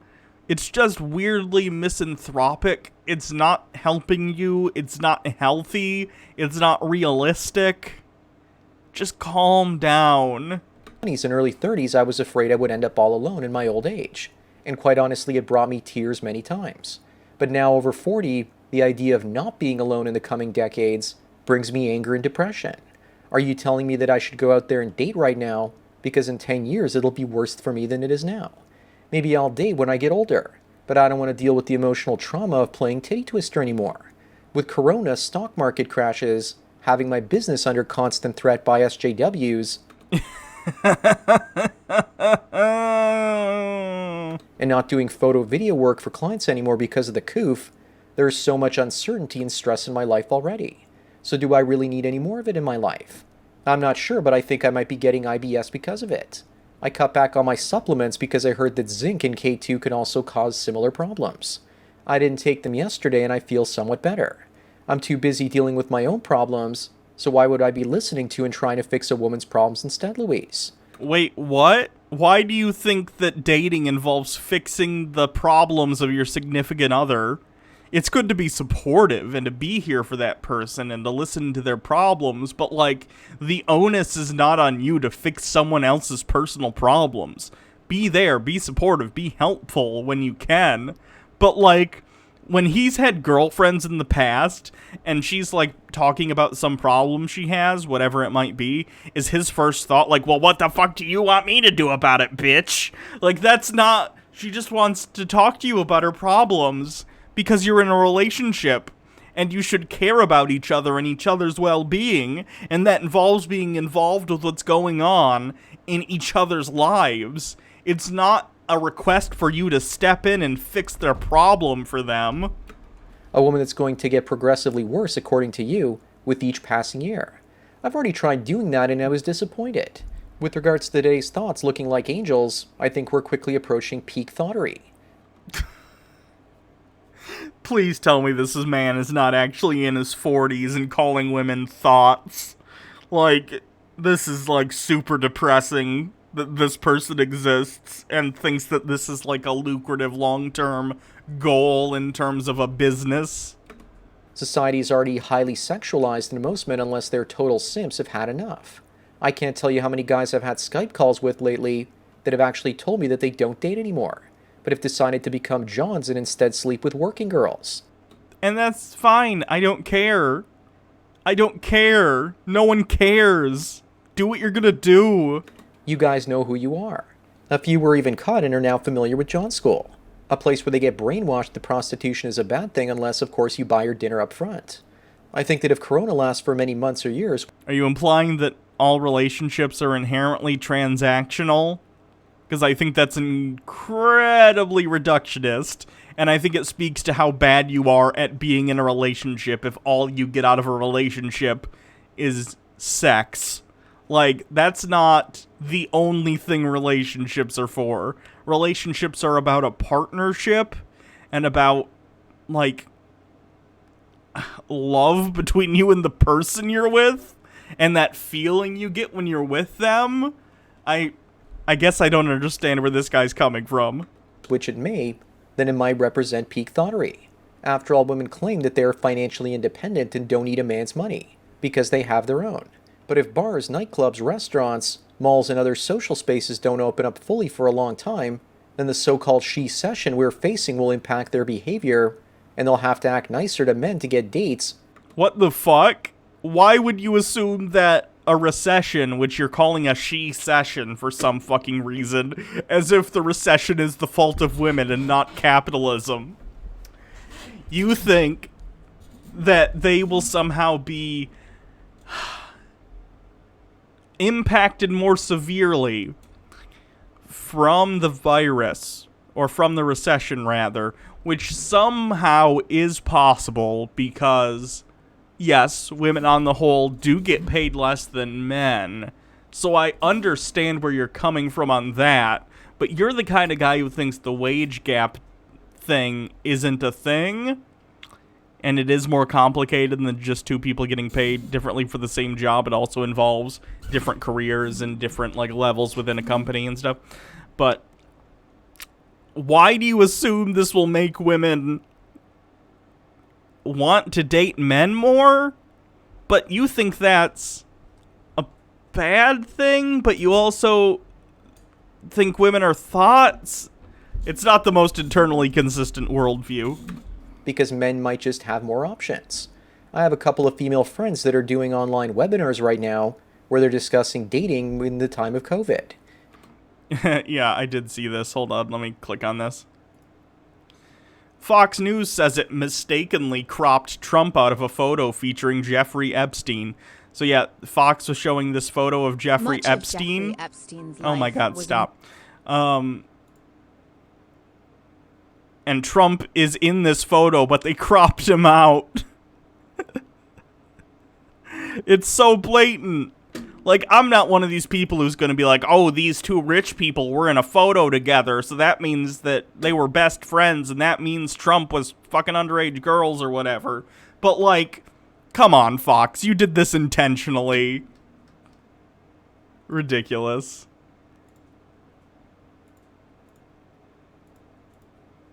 Women are working through this difficult time by trying to keep men's attention while trying to steal their pension. One of the themes they're discussing is humbling themselves at a time like this and avoiding men with too many potential partners. That's right, folks. Women telling each other to date down because guys that sleep around might be too dangerous for their health. Will they follow those instructions? I'll believe it when I see it. Luis, for younger men, the dating cost-benefit analysis works. Women are never better than when they're younger and their butts smell like melted butter. You know their attraction... Hey, I'm also not saying Trump hasn't had sex with underage girls. I'm just saying one photograph isn't something I base the belief of that or not on. Right? I'm talking about, like, the Fall of the Cabal video I do on, like, Tinfoil Tuesdays or whatever, where they're like, look at this photo of this person with this other person. This means that they were best friends. I'm saying I don't do that. But with that photo, it's a very clear attempt to try and distance Trump's relationship with Jeffrey Epstein, to distance them by not showing them in the photo together. ...is genuine and their emotional baggage is much lower while their ass is higher. Plus, I've spoken to guys in their 30s and 40s that have never had long-term relationships and girlfriends, and some are incels, and they regret not going through those experiences. But if you're an older man and you have no regrets about not getting enough sex while you were younger, and you're tired of playing stupid games, then why do it merely for the fear of missing out on women being better today than they'll be tomorrow? I've seen the look on older guys' faces that have to deal with women in their 60s and 70s. These same women that they're living with, they're trying to escape by watching their television or drinking themselves to death due to... Okay, well, they probably, like you, don't view their partners as friends, as people that they love, not only romantically, but platonically. At the same time, like, you... if you're choosing to marry someone, it seems to me that you should like them in every facet, and you should enjoy spending time with them, right? Like, you have fun together, you love talking together, you love watching things together, whatever, sharing each other's day with each other. But it seems like a lot of boomers got married really young and not to people that they really care for because it was a social pressure at the time. So that's why you often see boomers and people older than that now who are like, oh ho, ho ho, I hate my wife. And you see this in like boomer comics and boomer jokes and stuff, like where the punchline is just, my wife is awful, I hate my wife, blah, blah, blah, blah, blah. Because they legitimately got into relationships with people they probably shouldn't have and pulled the trigger on marriage far too soon. Because their relationships were built on the social expectation that that's what they should do, not that it's something they actually wanted to do with a partner they care about. It's sad. It's incredibly depressing. But it's a reality for a lot of older people who were married, you know, in the past when that was something that was socially expected of you. Hopefully, I would hope, if you're getting married to someone, you love spending time with them like I do with Baja Blast. Like... gynocentric stress. These men stick around because it's cheaper to keep her, or because of some sense of self-sacrifice. I do not know what's going on with Shane Dawson. What are you dating for? Sex, possibly, or companionship? I've said it before, there are 5 things a man gets from women, including sex, procreation, child rearing, female validation, and companionship. If anyone else has anything else they want to add to that list, then please do share it in the comments section. But if you're a guy in his, mid to late 50s, you might get, a 40 or 50-year-old woman, and the odds of getting sex are minimal. You're not going to have kids with her either, so there's no need for child rearing too. So that leaves female validation and companionship. You can get validation in the form of compliments by going to a restaurant and having a waitress compliment you once the coof is over. What the fuck? Dude, why would you be in a relationship with someone for just, like, vapid validation? Are you kidding me? You can gain companionship by putting yourself in the friend zone, and that gives the woman you're with the attention that they crave. But women also need an emotional tampon as well as the attention. What the fuck? So dating and being in a relationship... Dude, are you sure you're not gay? It doesn't seem like you don't... It seems like you don't like women, like, at all. ...for older women is vital to their mental health. They need an emotional punching bag with a penis, and if they don't have that outlet, they tend to That is true. Today is the 5-month anniversary for me and Baja Blast, who was in the chat. Self-destruct. But as a man, when you're older, you want solitude. But if you date and get in relationships, then you have to deal with a nagging woman. So you're getting companionship and validation, and you're trading it for your own mental health, being used as an emotional tampon, or by spending your own resources in exchange for that companionship and validation. I don't see why a man at that age can't just get companionship and validation from putting himself in the friend zone. A woman that puts you in the friend zone wants attention and usually doesn't nag you to do things for her, because you're not in a relationship with her. And if she tries using you as an emotional punching bag, you typically leave. I've had certain female clients that have tried to stir up drama. Why are you calling just being friends with a woman being in the friend zone? What? You're just describing being a friend with a woman. What? And use me as an emotional punching bag. And I just ignore them. And describing it poorly, by the way, by calling people who are friends with women with no expectation of a relationship emotional tampons. Like, what the fuck? And document everything they do. So that when they claim I didn't do something or send them a file or finish a project, I send them the email with it. Some of them are so desperate for drama that when I'm actually filming them on video, some of them ask me what's on their lips at the 2-minute and 41-second mark in the video. I don't see anything, and I suspect they say stuff like that because they're single and there's no man to bother out there. I just typically put up with it because I'm getting paid. Why in the hell would I date a woman and have to remember anniversaries and birthdays with any woman? The good and the bad all act the same way. Maybe some guys can still tolerate women's behavior these days, but I can't anymore. Why are you treating all, like, 3.5, how many people are in the world? World population. Almost 8. So, like, very high. Why are you treating almost 4 billion women like they're exactly the same?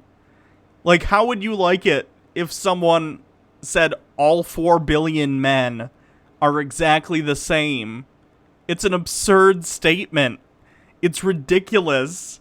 Dating. You're talking about half the population of the Earth. Even with the so-called good woman is too high. That's with me at the age of 41. What about 50 or 60-year-old guys? They might just be thirsty for a woman if they're willing to tolerate all those negatives for a chance with a middle-aged man. Dating for me today is like drinking spoiled milk. You're saying it's better to drink it today while it's thick and chunky and sour instead of waiting until tomorrow when it's green and crunchy. It's spoiled milk both ways, and I won't drink it unless I'm looking to poison myself. If you're a young guy dating or drinking the milk, it works because it's still fresh, and it can satiate your thirst. There's nothing worse than an old thirsty man that only has sour milk-flavored women to choose from because he couldn't get his hands on the cow while he was still young. This guy's gonna, like, this is depressing. This guy's gonna, like, die alone because no one wants to deal with how toxic he is. And if he's fine with that, that's fine, but why does he spend his energy making these videos about how much he hates women? It's so strange. Instead, he has to pick up the spoiled and terrible flavored milk duds. Besides all of this, I haven't even touched upon the risks associated with the Me Too movement. If you give a woman the creeps these days, she might call the police. A lot of women are vindictive when it comes to their response to situations where they believe they didn't get what they were entitled to. Guys also complain about women that they're dating just suddenly ghosting them. But in the future, that's probably going to look like a picnic compared to how some women treat guys in the future. Plus, not all women are there yet with regards to being bad, but some are. Some might ruin your life today simply because they can. The better question to ask yourself, Louise, is what do you feel like you're missing out on? Did you not get enough sex and love in your life before taking the red pill? And want to make sure you don't have any regrets going forward? Do you plan on dating until you get Me Too'd? You're predicting that women will be worse in the future than they are today. Is there a cutoff for when you tell yourself enough is enough? I need to move with 10 bits today, behavior? and what inanimate Back in early objects are women 2016, today? I stopped dating after Spoiled one milk. woman is interested in me, and then I said something politically incorrect and she tried to friend-zone me. Another woman went out with me just so she could actually have me buy her dinner and drinks, and she had So zero... basically, you took someone out on a date, you said something racist or sexist, and she blew you off. That's not SJW shit. That's just people realizing you're a fucking awful person. interest in me. That also contributed to my red pill rage stage 2.0. That's when the juice was no longer worth the squeeze. The women I began running into were nothing but sour milk. I'm not the only man thinking like this. I put an article in the description called Young US Men Having a Lot Less Sex in the 21st Century Study Shows, claiming that gaming and social media are replacing relationships, and the article says that the trend is concerning as sexual relationships are important for well-being and health. Researchers note. Health and well-being for whom? Women's bank accounts, possibly their lifestyles. Oh my god, no. Dude, people enjoy being in relationships with people they love. Like, what don't you get about that? You're not obligated to take part if that's not something you want. But all this, like, excuses as to why you don't want it, like, oh, women are just thoughts, they're spoiled milk, whatever, they're gold diggers. No, dude, if you don't want to be in a relationship, don't be in a relationship. But why spend all this time and energy shitting on women for no reason? And so that they have an emotional tampon to torment so their own mental health doesn't suffer too much. I suspect that's why women are getting worse and worse, because men are withdrawing from dating instead of dealing with she-devils. Anyways, that's it for today. Thanks again to Network Firefighter for the donation and Louise for the topic. Don't forget to smash the like button the way that many incels would gladly smash a carton full of green milk down their gullet if they could get laid by an oversized babe. Bang that bell and check out the mystery link. Follow me on BitChute, Twitter, and Facebook to get tomorrow's video today. Subscribe to me on Minds and Gab to get the video for the day after tomorrow. This channel's been demonetized, so if you want to get back at corporate censors, demonetize them by taking away their ad dollars by installing... Oh boy. Alright. What else we got? We got Black Pigeon Speaks. We got dating women raised by single... Oh, someone sent me these. Dating women raised by single mothers.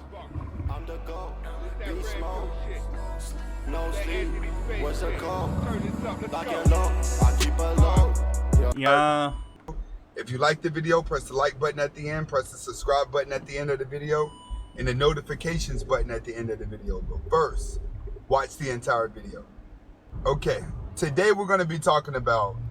Black Pigeon Speaks is not banned. I think he's just like, his channel's hidden. You have to intentionally seek it out, basically. Dating a woman raised by a single mom, all right? What you have to understand is, first, before I get started, is that those type of women are always seeking a father figure. Oh god, here we go with the women with daddy issues stuff. The fucking gall to paint again. 4 billion women, or in this case, a subset of those 4 billion who happen to be from single-parent households with only a mother, gonna paint them all in the exact same light as if they're the same fucking person. Secondly, her and her mom are always fighting and arguing to the point where her mother really don't even like her. In this episode of One Relationship I Had, extrapolated out to billions of women, Jesus Christ, dude. They don't like each other. 9 times out of 10, a mother and daughter are only going to be friends whenever there's a grandchild involved. And the reason is because now the mother starts to feel like the daughter really needs her. And the daughter needs the mother to babysit so she can create some free time. Most women that are raised by single mothers are not going to live a regular life. They're going to turn out to be baby mothers themselves. Oh, God. And the reason is because they start to feel low. So they have babies to give themselves something to love, as well as independence from the government. But first, we're going to get into the psychological... What? Independence from the government? How is having a baby make you independent from the government? What the fuck? Logicals as to why dating these type of women has an effect on you. First, being with a woman like that, it's like adopting a child, all right? Especially a child of a certain age. It's not a relationship. It feels more like an adoption. What the fuck?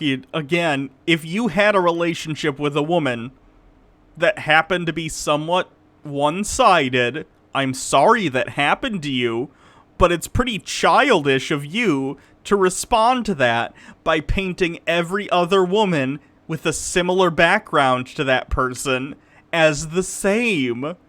Oh, God. He has 83 patrons on Patreon. I'm surprised he even has a Patreon. Normally people like this have like a thing on one of those other sites because Patreon doesn't like shitty MGTOW stuff usually.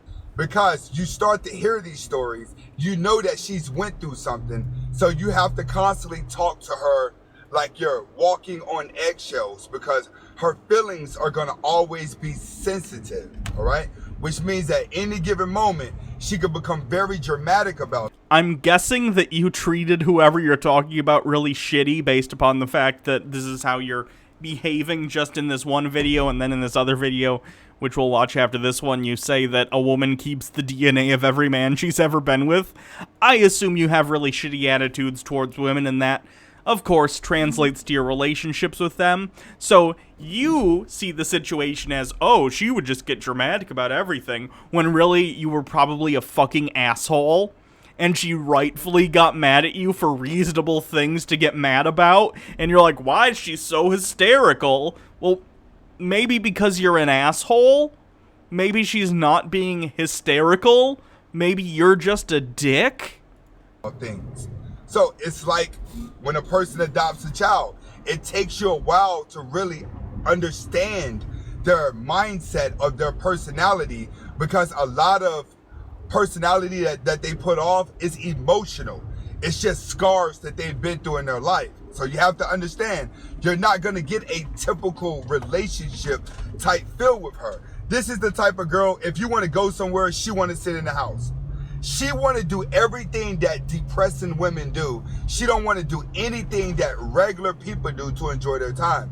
Again, it seems like he had one bad relationship, which may or may not have been partially his fault. But he's projecting that relationship onto every woman who was raised in a single-parent household by a mother. Like, it's so almost solipsistic to believe that the thing that you experienced translates one-to-one to literally every other human on the planet with a similar set of circumstances. So you're going to find yourself doing shit that caters to her emotion, which is going to have you feeling like you've adopted a child versus gotten in a relationship with a woman. Next, you can't save a woman that don't want to be saved because she don't know what being saved is. If you get with a woman who's been raised by a single mom, she don't know anything about a steady relationship. She don't understand how a man's supposed to treat a woman and how a woman's supposed to treat a man. She doesn't know how to play a woman's role that a man wants her to play. Oh, gee, I wonder why this relationship didn't work out. Is it because you expected her to basically be a mom to you and clean your house for you and do all the chores and you didn't have to do anything because you had a penis? Gee, I wonder why she was always so dramatic. It's almost like, again, you were the problem. Weird. All right? So all she know is confrontation and all she know is neglect. So a lot of times in these relationships, you get a lot further when you're the guy that really don't want to be with her and you just pretty much just sleeping with her. The more you just sleep with her and try to act like you don't want to be with her, the more of a father figure you look to her. All right? That's another thing that... Is he unironically being like, just neglect her? That's the best way to be in a relationship with someone who had a father who wasn't there? What? A lot of propaganda. Thank you to, Coloringa for following. You guys have to understand, the girl that you want her to be because you're attracted to her, she doesn't know how to be that. So there's no reason for you saving her or trying to be there for her, and she turns around and starts treating you the way you want it to be treated. It doesn't work like that. If they don't know how to be saved, they don't understand what being saved is, being in a relationship with them, it's just going to be an up and down emotional roller coaster, and you're going to constantly be catering to her. Next, being overly nice is going to get you hurt. And a lot of you guys out there, she's aiming for the extra nice guy. You need to understand that. a lot of alpha males that she's going to deal with are guys that are just going to be using her for sex. If we had a bingo card, alpha male should be the fucking free space. I'm so sick of these douchebags being like, I'm an alpha male, that's why I get to be an asshole. No. Nope. Take your pseudo-science bullshit out of here with that, like, alpha-beta bullshit. No. And she's going to be trying to be the freakiest girl in the bedroom to try to get him to keep. So understand, she's going to be using her sexuality to try to get the guy that she wants. But a lot of you overly nice beta males, she's going to be using you to get the things in life that she wants. So whenever the alpha male makes her feel low, you, the beta male nice guy, you're going to put her on a pedestal to the point where she's going to run all over you. And you're going to be asking questions like, how do I deal with women with mothers? She's never been guided by a man. She's been guided by a jealous mom, a devilish thinking mom. Why off the bat have you decided that single mothers are, quote, devilish? Why? Why are you ascribing evil intentions to this woman who raised a kid on her own? Why is that where your brain goes immediately? Again, the very unhealthy attitudes towards women are showing. And she's been picking that up for her mom. The closer she gets to 18, the more vicious she's going to be towards her mom, the more of a loose cannon she's going to be until she has that child. So you coming in trying to be the nice guy, you're going to get yourself hurt. Why? Because when she gets hurt by the alpha male, her goal is to hurt you. But her goal is to entrap the alpha male. Next, you can't blame yourself for not healing her. That's what you have to understand. A lot of you guys are getting with these women because you feel sorry for the woman. She's so cute, she's so innocent. You believe she could be a good girlfriend as long as you show her a little love because she hasn't been loved. No one's treating her nice. You feel sorry for her. No, bro. Yeah, wait, what? He did say closer to 18. Are you dating underage women, dude? Do the cops need to get involved? What the fuck are you talking about? It don't work like that. It don't work like that at all. When it comes to a woman, the way that they're psychologically trained is the way that they got to be. You would never be able to turn a prostitute into a housewife. Her brain is completely gone. You have to understand, women don't gain knowledge when they get older, bro. They gain more emotional need. What the fuck? Again, what the fuck is this sexist attitude? That women don't get smarter or wiser as they get older. Why wouldn't they? Ideally, everyone gets wiser as they get older and accrue more experience. What the fuck is this shit about, oh, women just get needy as they get older? Fuck you! How much orange could you possibly be wearing? Stop. So when you're dealing with that type of woman, the more you try to heal her, the more she's gonna lash out and make everything feel like her lashing out is your fault. So you're gonna start blaming yourself for why she's not being happy. Because she'll never be happy. She's in a morph of depression. Next, in a relationship, both people, man and woman, have to be sane. Both of y'all cannot So that excludes you then, because you're fucking crazy. Having emotional trauma. You can't take a guy who has everything going on with his life and get with a woman who is completely broken. That's where a lot of you guys' downfalls are at. A broken woman comes into a good guy's life and breaks him all the way down to lower levels that he's never been at. If you're in a relationship, you got the money, you portraying the life, you got the family. Chat might find this piece of mail that you just got funny. I covered up your... No, thank you. Got this in the mail. Don't let cost stand in the way of sharing God's word. Starting at just $2.19 each. Holy Bibles. Church Source / NIV Outreach. It's a Bible wholesaler. Because we've bought church supplies before for the YouTube show. That's funny. I don't think I've ever sent them here, though. Somehow they figured out my new address. Not even new at this point. It's been 2 years or so, but weird. And everything looks all good, but you the one with the head on your shoulders, and she the one that came from a bad background behind the scenes. Let me read this. This is a 5-star review from someone named Lally. Lally's an interesting name. Yeah. We work at a non-profit pregnancy center. Oh, no. Yeah. And we provide your Bibles to our clients and patients as a part of our patients' intake and client educational resources. If you ever go to a medical center and they hand you a Bible, run. Don't walk out of there. The Bibles are reasonably priced and easy to read. Processing time from purchase to delivery is very quick. We will continue to order them from Church Source. They basically sell bulk Bibles and stuff. Yikes. Chat. Hannah smells delicious. She's draining your soul. You're miserable. Have a good evening, MW1642. Thanks for coming to the stream. You're only happy when you're in front of people. Because behind the scenes, that girl don't understand your structureness. It takes a while to change a woman's mindset.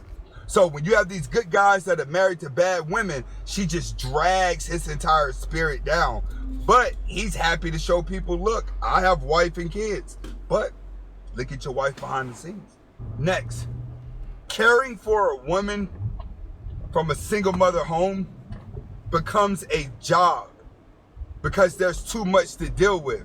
There's too much emotional swings. Hello, There's Kiki. too much hormonal flow that's going Welcome to the stream. You're going to find yourself angry all the time. Those type of women will turn you into the worst version of yourself because you always got to match anger with anger. And as long as you're a beta male, that's going to continue to hurt you. It's trying to compete with her anger psychologically all the time. Don't date those women. If you're a man that got everything going and you got a good job, make sure you date a woman who has things going for her and have a good job. Kiki, moisturizer doesn't go on the desk. Kiki knocked over a bottle of moisturizer and it sprayed everywhere. The only downfall about those type of women is you pretty much just gotta sleep with them, bro.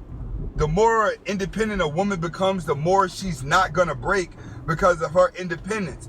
And the more of a woman that doesn't have a fatherly structure in her life, fix my camera. Hold on. the more her whole entire psyche doesn't even know how to connect to love and understanding. So in today's world, you're in a lose-lose situation. Just dating a woman becomes a job that just drains you and becomes not only mentally exhausting, but financially exhausting as well. Last but not least, you got to put yourself first, man. And today, we live in a world where you have to be selfish. Caring about other people is going to set you back because everybody got different agendas. You got to realize, people subscribe to different channels. People are watching different people on Instagram.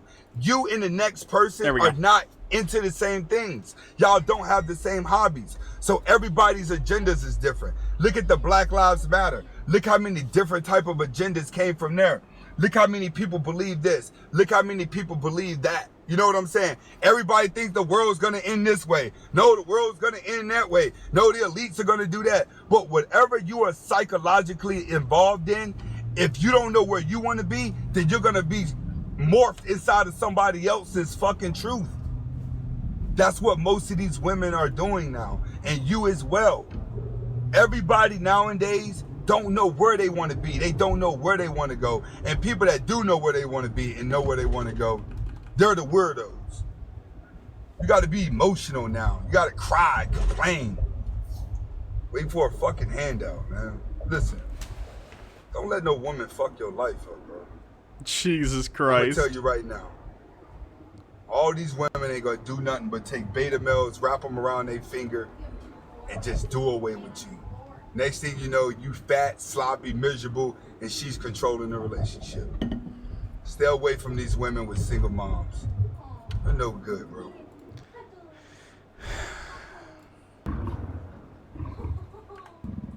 Today we're going to be talking about telegamy and how it affects life.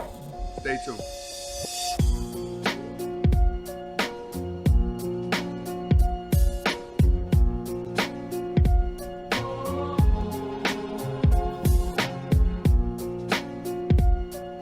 nothing funny about the tools Kenny of Spade channel. Before we get started, Devious Chillster with 50 bits.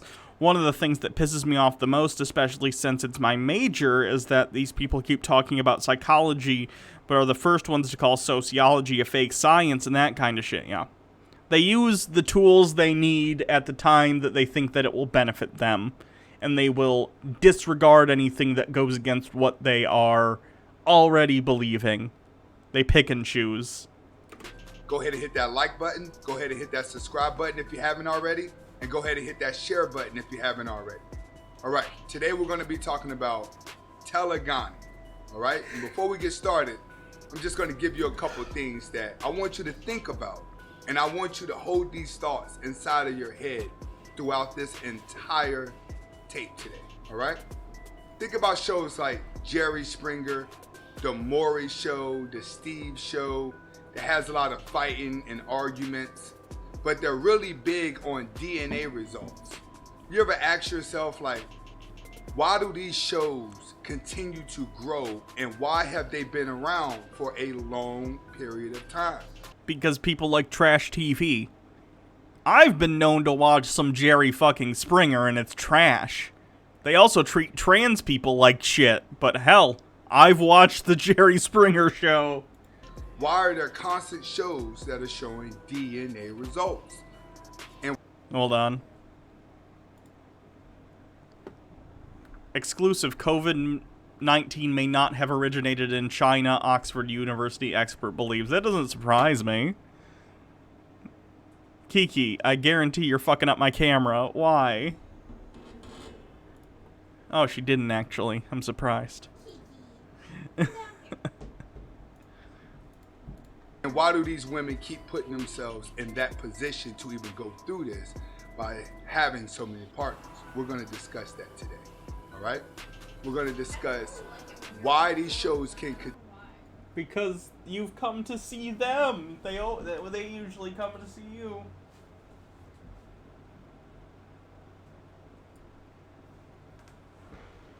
Continue.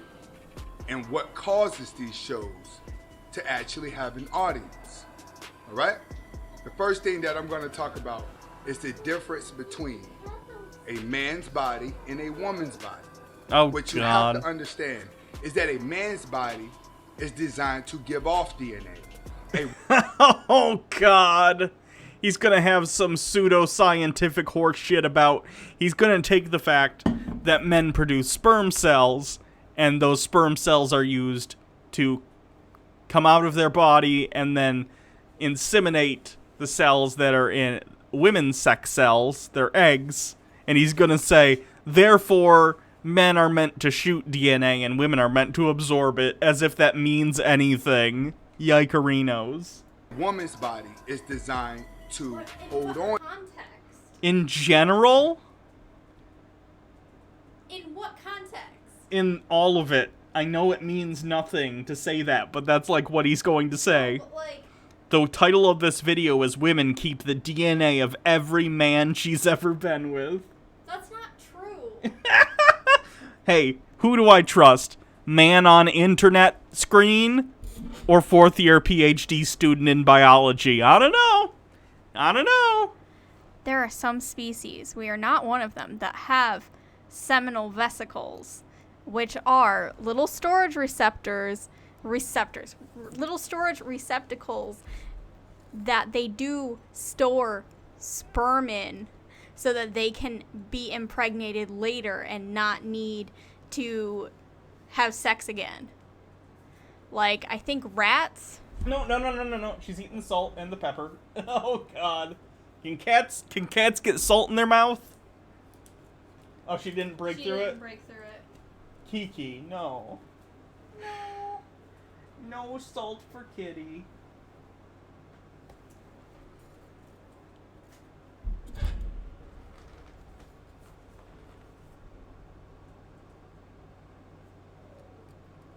I'm like 90% sure I've seen the seminal vesicles of a rat when we were dissecting them in my first biology lab in college.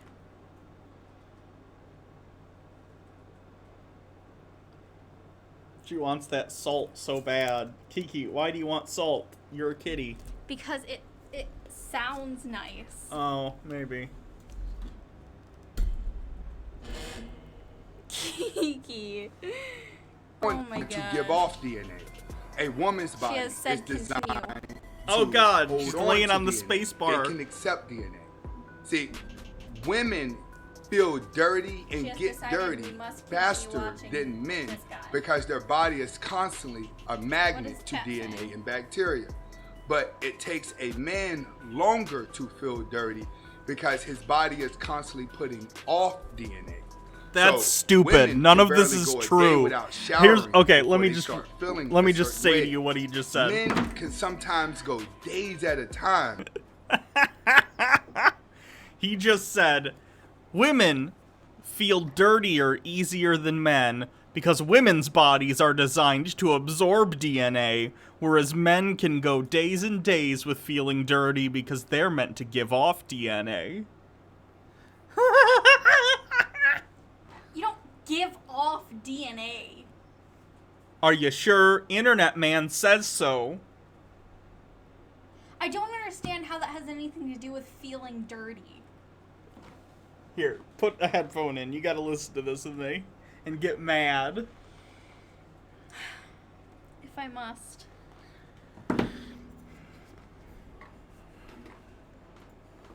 Without showering because we don't feel it because our body is constantly putting off DNA. Now, when it comes to a woman's body, you have to understand her body is designed to accept DNA, reproduce the DNA, to create a fetus. She can give life. Her body is designed to give life. Her organs are designed to give life. A man's body is not designed to holding on. Kiki. Onto DNA and reproducing it. So we have less hormones in our body. Because inside of a female's body, she has a lot of hormones, 10 times the amount as a man. Because she needs hormone to actually create life. So the functionality just of DNA between a man and a woman is different. So now we're going to go into telegamy. What is telegamy? Okay. The functionality of DNA in, like, females and males is not different. Your DNA functions exactly the same. And the idea that people with uteruses are meant to absorb DNA, that's not even how it functions in the first place. Like, you're not absorbing the DNA of your partner when you're having sex. That's not what's going on. One lucky sperm cell, if you're not having safe sex and you're having sex with someone that produces sperm, one lucky one might get up to the uterus and then go through the cervix, and then if it's lucky enough, get into the fallopian tube where there might be an egg. And then it can go inside the egg if it works hard enough. But then all of the rest of the sperm and bodily fluids, it just leaks out. It just leaks out. Like, you're not absorbing this. And anyway, like, it's sperm, it's not DNA. Sperm has DNA, but it is not itself DNA. Oh, and the hormone thing. No. We, like, I don't know. People that are assigned female at birth and aren't taking, like, hormone blockers or hormone replacement therapies, they might have more estrogen than people that are assigned male at birth, but their overall hormone levels are not different. No. They're just different hormones. Yeah. Yeah. Just of DNA between a man and a woman is different. So now we're going to go into telegony. What is telegony? Telegony is hereditary traits that are passed down to a child from a different partner. What I mean is,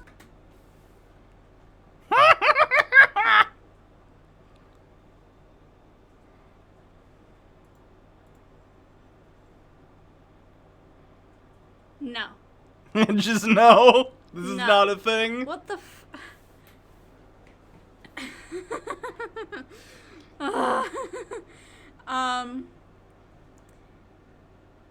the Let me Google this to see if it's like a pseudoscientific thing from the 1800s. I'm sure. To try and explain recessive traits that they can't see. So I think that this is a thing in, you're not typing, Hannah. Oops.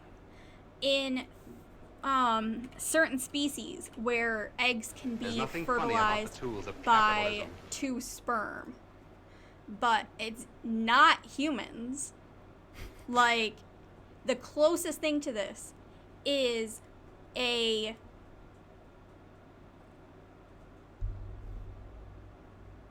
It's experiments from the late 19th century. failed to provide evidence that offspring would inherit any characteristic from their mother's previous mates. Go. Sorry. It was superseded by the rediscovery of Mendelian inheritance. Yeah, so poor Gregor Mendel, I don't know, I'm sure you've all heard of him at least once in your biology classes. He's the dude with the pea plants, and he had the Punnett squares where you can show if you're crossing parents that have specific alleles, how they would divide up the probability of each of them in offspring. And so he basically saw, I think he was doing like white and red. I can't remember. He was basically breeding pea plants, and all of his stuff was like forgotten. So all of his research and stuff, and then he died. And way later, people found his research again, rediscovered it, and were like, hey, this kind of makes sense. Anita Wu says, Baha no emote when. I don't know. But, so, like, obviously not all genes are, have, like, Mendelian patterns. It's more nuanced now, but, like, the general idea of inheritance is what Mendel had, hypothesized and tested with his pea plants. It annoys me so much that, like, one of the first fucking paragraph of the Wikipedia page on this says it was disproven, and this guy's like, here's this thing that's not true, here's why it's true. Yeah, so, Hey, Kitty, no, that's tinfoil, don't put that in your mouth. The closest thing that this is women can ovulate more than one egg at a time. Rarely. And Kiki's gonna take the headphone.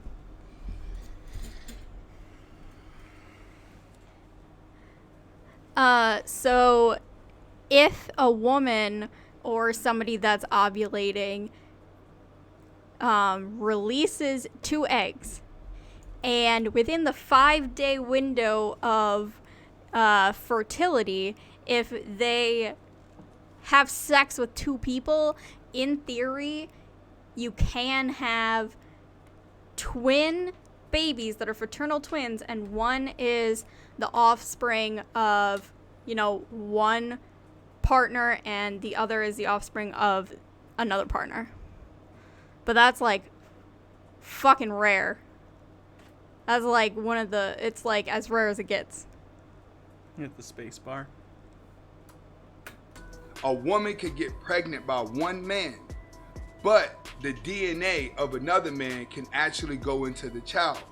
No! And that will cause the guy that did get her pregnant to not even match DNAs. So this is how a lot of... Okay, So there are a lot of cases, like what's on the screen right now, where twins will be born and one will look basically like they're white, and the other one will basically look like they're black, and it's like both black parents. It's just because so many things go into skin color that this twin just so happens to get all of the traits that go into making them look white. That baby also looks albino. So they don't have discolored, like, lacking Kiki just fucked up eyes. The camera, I think. She did. Kiki, please stop.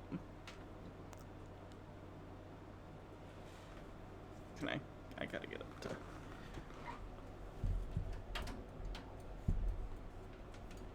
No, stop fucking with it, Kiki.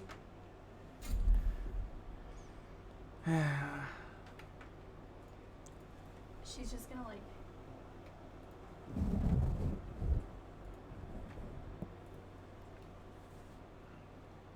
Is it working? Yeah. It's working! Promiscuous. 1 second. Look up... I'm gonna look something up.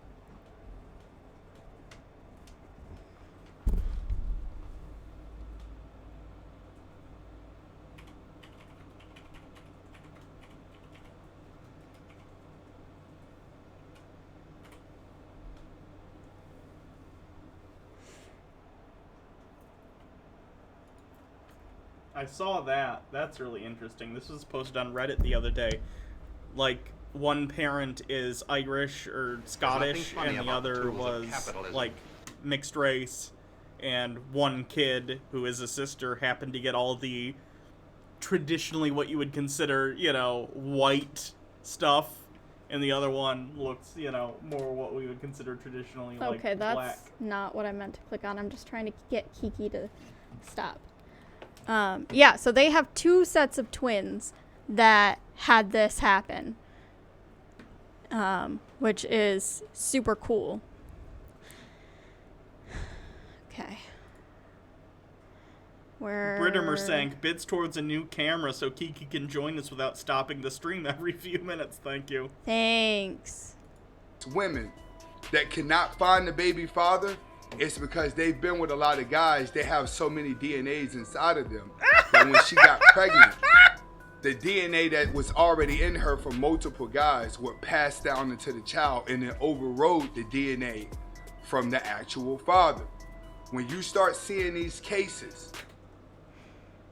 Okay. Chat.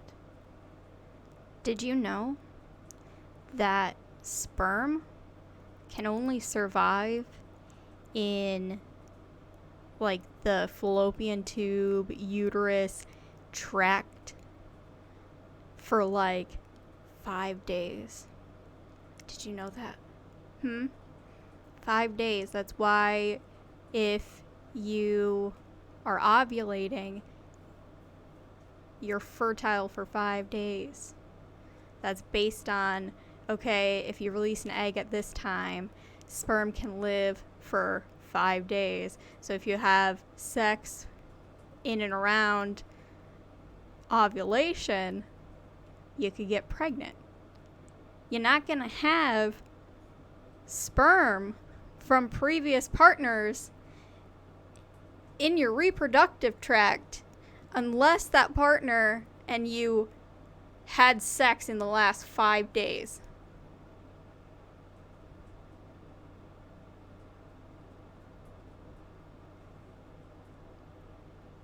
This makes me so mad.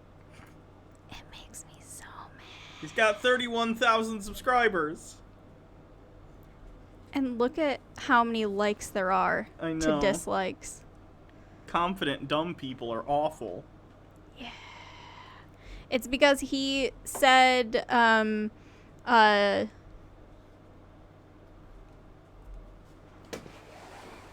whatever the Telgoni, I can't even fucking pronounce it. Telogony. That is not how you pronounce it. Telegony. No. Telegony. Yes. Telegony.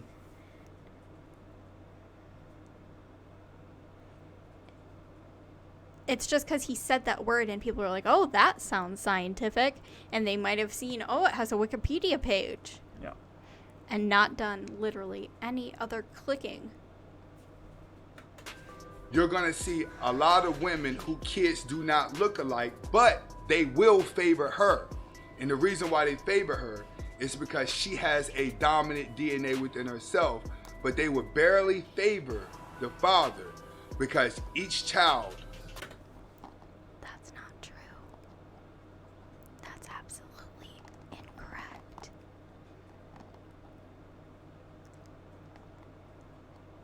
You're the product of half of one parent and half of the other parent.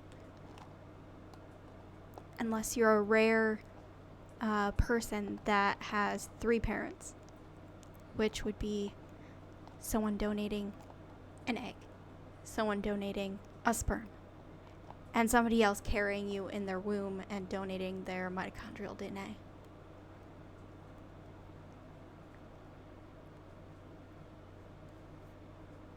So you're 50-50. And while there are what are called dominant genes, they can be from either parent. And that just means that if you have what's referred to as the dominant allele, we'll call that an uppercase T. And if your father has an uppercase T allele, and your mother has a lowercase t allele, you're going to end up with an uppercase T and a lowercase t. And oh no, it's a dominant allele, so the uppercase T is going to be dominant over the lowercase t, and so you're going to get whatever phenotype is prescribed from uppercase T.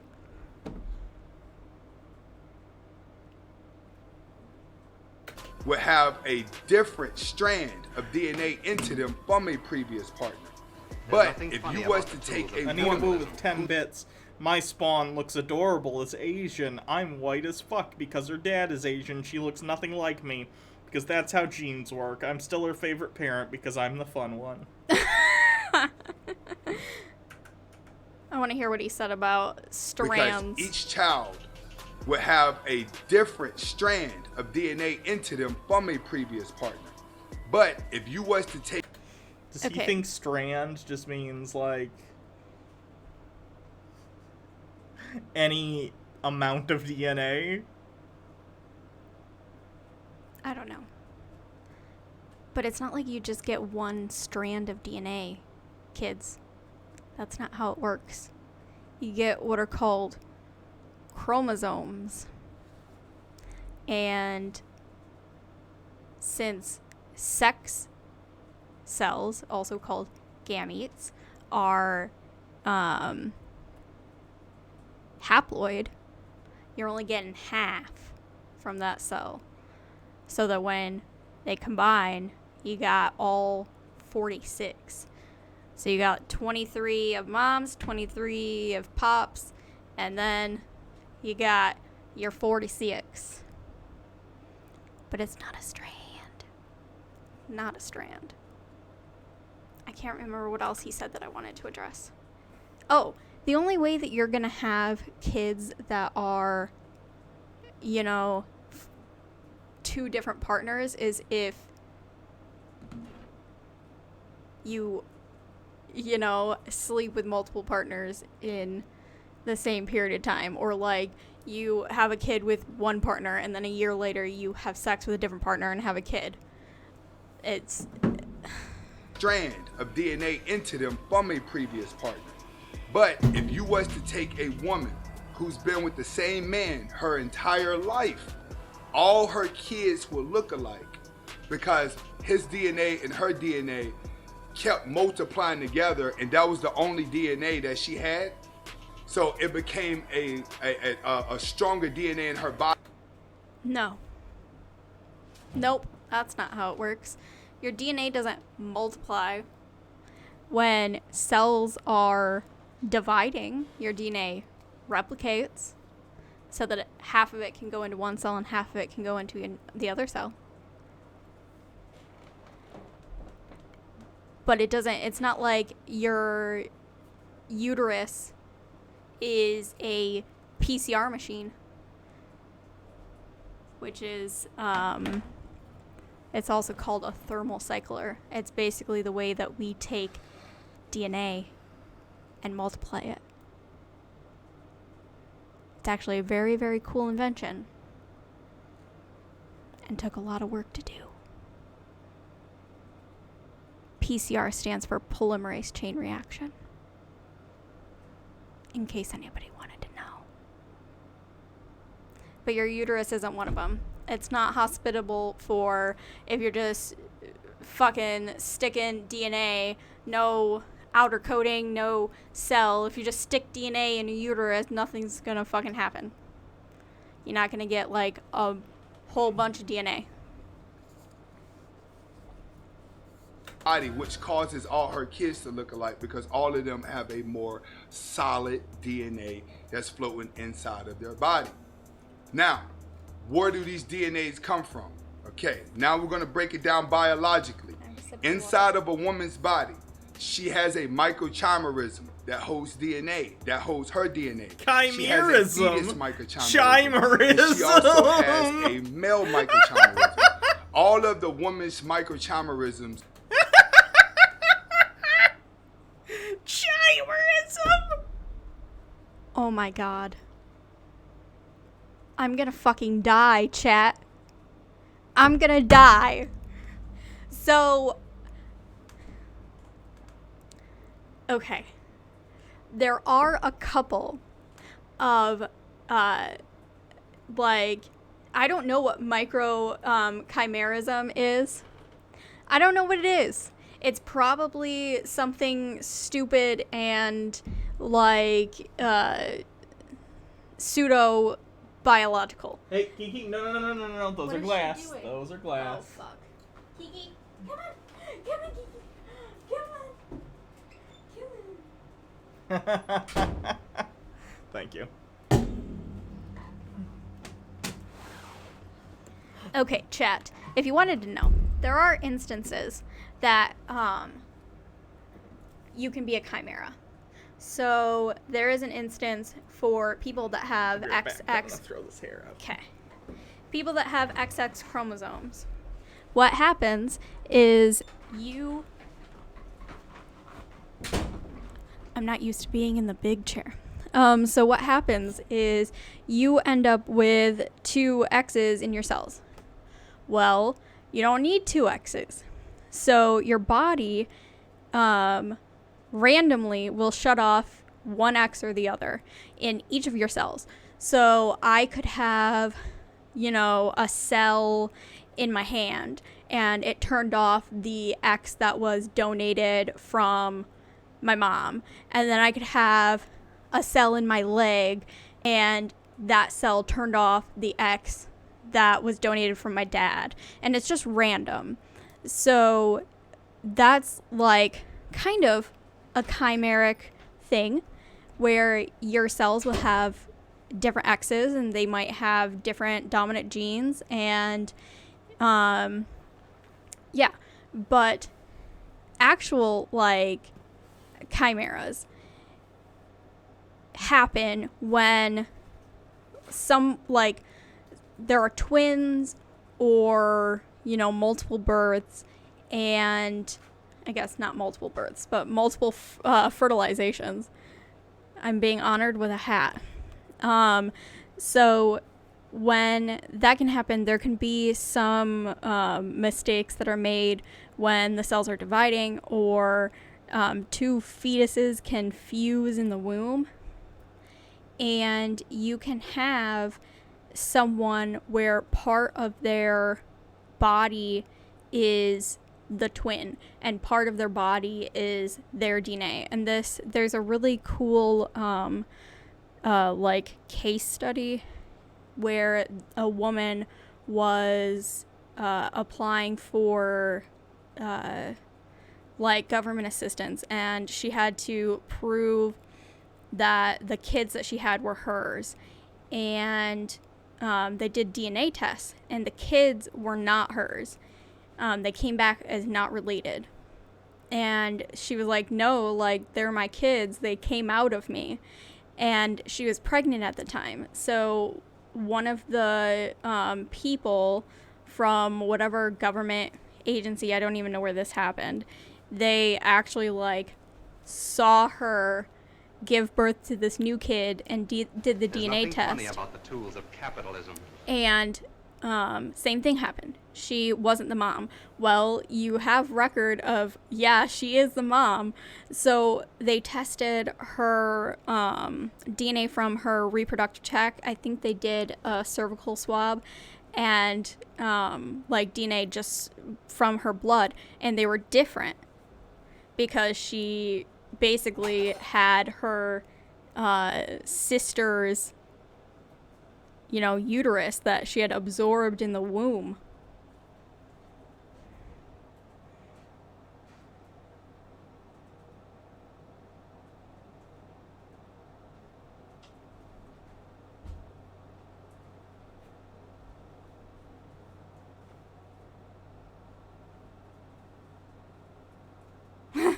How many uteruses does a chimera have? I think that there have been instances where people have had 2 uteruses. Oh, you can also have a bifurcated uterus. Yeah. It'd be easier if you gave me the other one. Thank you. So you can have a bifurcated uterus, and this happens sometimes. So previous to us on the evolutionary chain, there was an ancestor that had a uterus that basically had uterine horns. So instead of a uterus that's kind of shaped like this or whatever it's shaped like, depending on where you look at it, like this, it's like 2 tubes. And so mice still have 2 uterine horns. And if, you have a specific gene that I think it's like a recessive trait, but basically you have the gene that's not present in most people, you can get the bifurcated uterus. So you can be pregnant with 2 babies at the same time, but they were conceived at different times and you give birth to them at different times. So that is also a wild how does that work? Thing. Does their cervix at some point come into a fork or like? Oh yeah. That's super bizarre. Yeah. I assume that causes birthing complications. Actually I don't think so. That's surprising.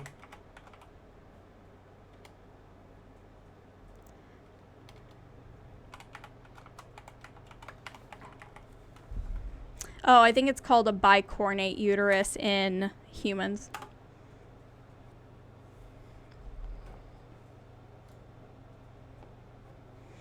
Are there any diagrams? No diagrams? You knew a guy with 2 functional-ish penises? Was he the guy from Reddit with 2 penises? Or there are multiple people with 2 dicks walking around? So you can have a partial bicornate or a complete. And so it's kind of like this. I'm not sure if this is actually from like a human, but you have the cervix and down here would be like Nope. Take that off the screen. What? TOS. Why? You're not supposed to show like organs and stuff. Even diagrams of organs? That wasn't a diagram. I that know. Was literally That's weird. It's education time. Anyway, I don't know what else to say. Are inside of her brain. All right? And these are the chimerisms that actually hold the DNA to function a woman's body. So, inside her microchimerism, when she gets pregnant, whatever is inside the male microchimerism comes together and creates its own DNA for the fetus, and then it goes down into the fetus. Now, the thing about the male microchimerism of the woman's body is that the male microchimerism holds on to the DNA of every man that she has ever slept with. When a man ejaculates in a woman, her body is able to separate the sperm from the DNA from the sperm. The sperm would die off after 5 days, but the DNA from that sperm will go up to her male microchimerism of her brain and will start to multiply. Now I have to look up microchimerism.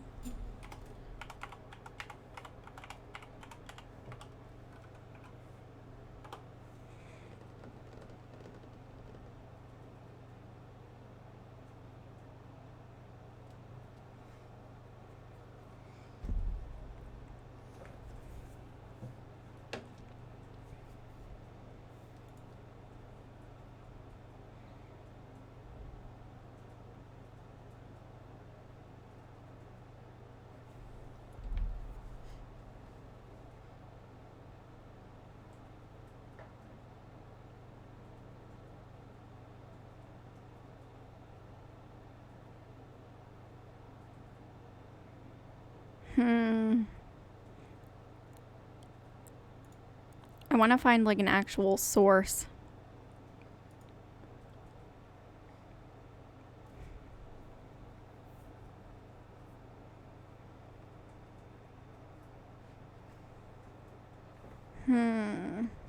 Okay, so basically, I think that this might go into the fact that when you're pregnant, there is a maternal-fetal interface at the placenta where the maternal blood will come in contact with fetal blood. And I think there are hypotheses that some of the fetal cells could get into the mother's bloodstream. In this review, they talk about there might be links to maternal cancer. So basically, I did a rotation in a lab where we looked at immunity and pregnancy, and I really, really loved that rotation. I didn't end up joining that lab, but the PI or primary investigator of that lab, she's on my committee, and like, I don't know, I just love her. She's a great mentor. So basically, when you're pregnant, you would fight off the fetus because it's a different being, it's different cells, and your body wouldn't recognize the proteins that are derived from the father in the fetus. And to combat that, evolution is fantastic, and eventually we got to where we are now, where when you're pregnant, your thymus shrinks, it involutes, so you're not producing the like T cells that you normally would, so you're not getting the attack of the fetus. So you have like a complete upheaval of the entire immune system so that we can reproduce.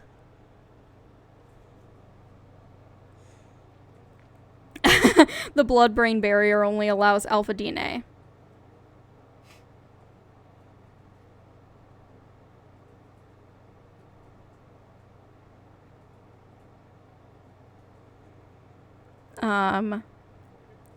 So, polyploidy. I love polyploidy. I mean, so there are a couple of, it's not fully polyploidy, but there are some diseases that happen because of, trisomy, which is, 3 copies of a chromosome when there should be 2. So it's kind of like a polyploid-esque thing. Polyploidy happens a lot in plants. Like, it's kind of crazy. What exactly is the blood-brain barrier? I've never had it explained very clearly. So we're going to do this, but I'm going to qualify all of my statements with I purposefully chose not to take any anatomy and physiology or neurology courses in undergrad because that is not something that I was interested in at all. The stuff that I know is from stuff that I've researched because I've had to for my research or for previous research that I did before. So I don't know what the blood-brain barrier is. It's basically, I would say it's probably a, sheet of cells that act as a barrier. They probably have super, super tight, it's called tight junctions. And it's when cells can't let anything slip through. So instead of exchange of nutrients and stuff across it, you're not getting that. But yeah, I'm not the expert.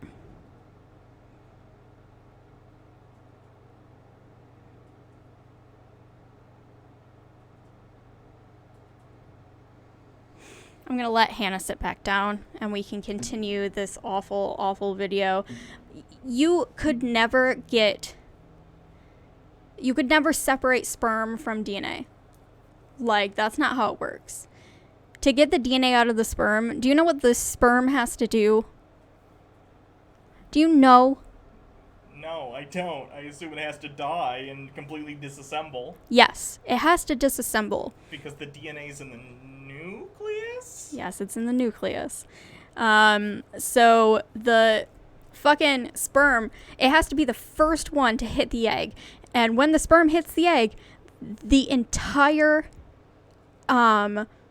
membrane of the egg, like, changes polarity. It's fucking wild. So it happens like that, like quicker than snapping, where it just releases a bunch of potassium, so the voltage is different. It's wild. So no other sperm can penetrate the egg.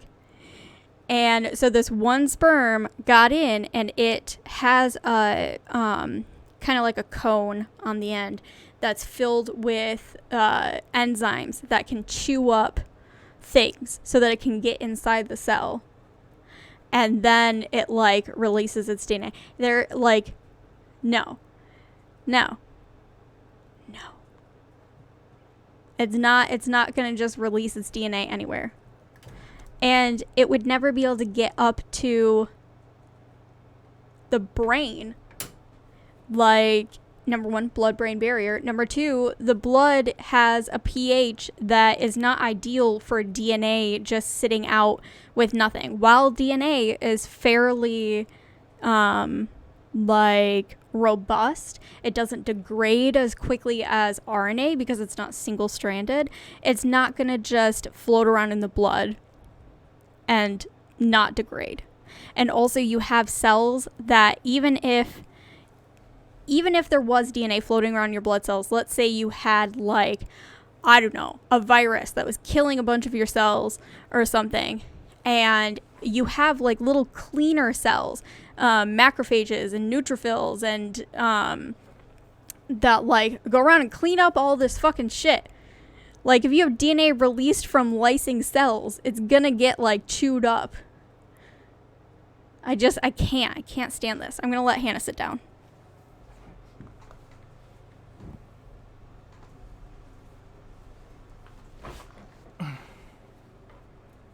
So let's say she's with one guy and she doesn't get pregnant. The DNA of his sperm still stays in her body. Let's say she sleeps with another guy, all right, doesn't get pregnant. The DNA is still inside, his DNA is still inside of her body, but the sperm has died off.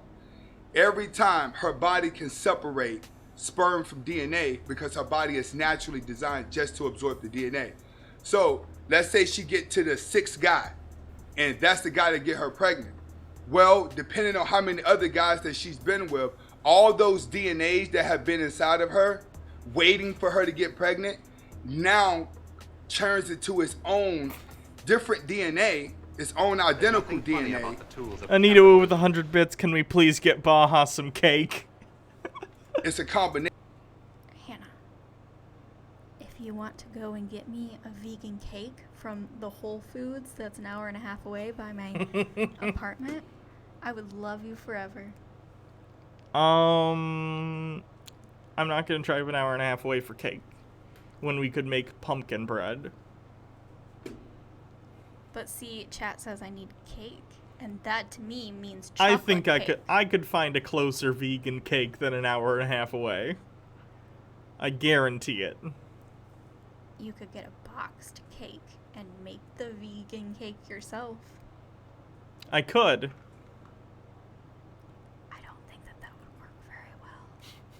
Nation of all the DNAs that's already been there, plus her DNA, and then goes down into the fetus. So this is why, in a lot of cases, the dad's DNA does not match up with the baby's DNA. If the dad's DNA doesn't match up with the baby's DNA, you want to know why? Because it's not the baby's dad. There's nothing funny about the tools of capitalism. 50 bits. Did he make this video to yet and fight DNA results in a paternity case? Honestly, that's kind of what I'm thinking. It's like he had a partner that got pregnant and it ended up not being his kid, but like he wants to figure out a way where it is his kid, and it's just like, oh, the DNA isn't matching up because of microchimerism and telogeny. Because the woman has been so promiscuous that the male microchimerism of her body has multiplied so many men's DNA. It gets funnier to me every time he says it wrong. I can't stand how he's saying chimerism. I fucking can't handle it. Chimerism? Do you mean chimerism? I'm sorry, I don't understand you. I'm gonna fucking have a laugh about this with my lab mates. I'm gonna send them this video right after this, and we're gonna laugh our asses off. I'm gonna send it to my boss, and she is gonna laugh her ass off. And we're gonna be talking about it 2 years from now. I promise you. We take jokes very seriously in my lab. I said one thing once, and now it has become a meme in our lab, and I made an actual picture that hangs in our lab now that has to do with this meme.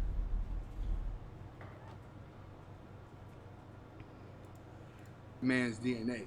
This is how you're able to have shows like The Maury Show, Jerry Springer, and all these shows exist for years at a time, and they're still trying to figure out what happened.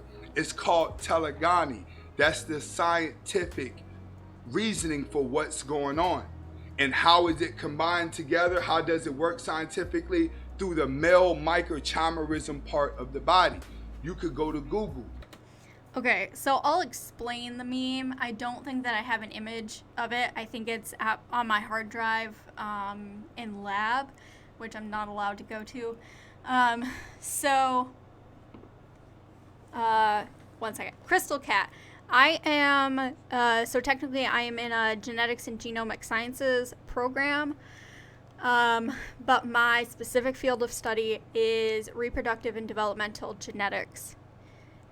So I use mice as a model to understand how embryos know what to become, like the different cells, how they become a whole body. So anyway, the meme, there have been, so we do a journal club between my lab mates, where we will pick an article, read it, and then at lab meeting, we will discuss it. So there have been multiple articles that have used what's called pseudotime. And what pseudotime is you can't, it's hard to keep an embryo alive for an extended amount of time unless it's in a uterus or special culture conditions. Those special culture conditions aren't compatible with a lot of microscopes. There are some really fucking expensive ones where you can actually have them like in the right humidity and temperature and CO percentages and stuff. But it's super, super expensive.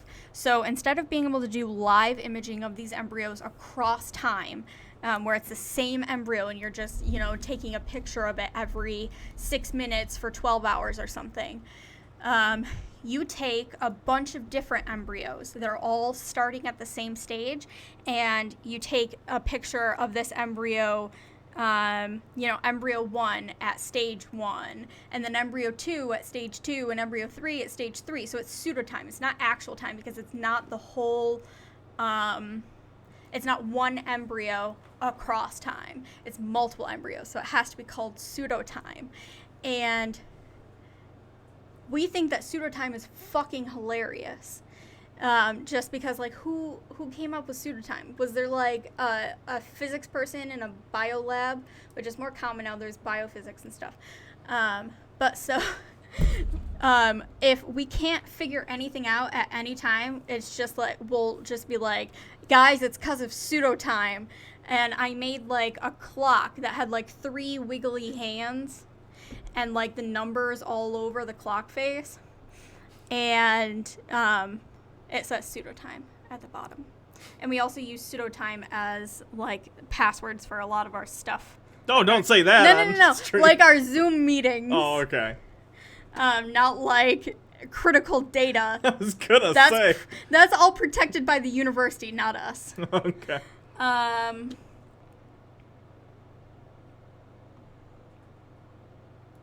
You can research this. Research woman keeps the DNA of every man in her body and study that microchimerism. I'm gonna have some clips up on this, but these are scientific facts. Now, what you have to understand about this, which is why I preach a lot of the neurological systems and the dopamine. Okay, so I want to answer this question because it's important. Big Titty Meg asked, how do you feel about using animals like rats for science? Do you find that hard as a vegan?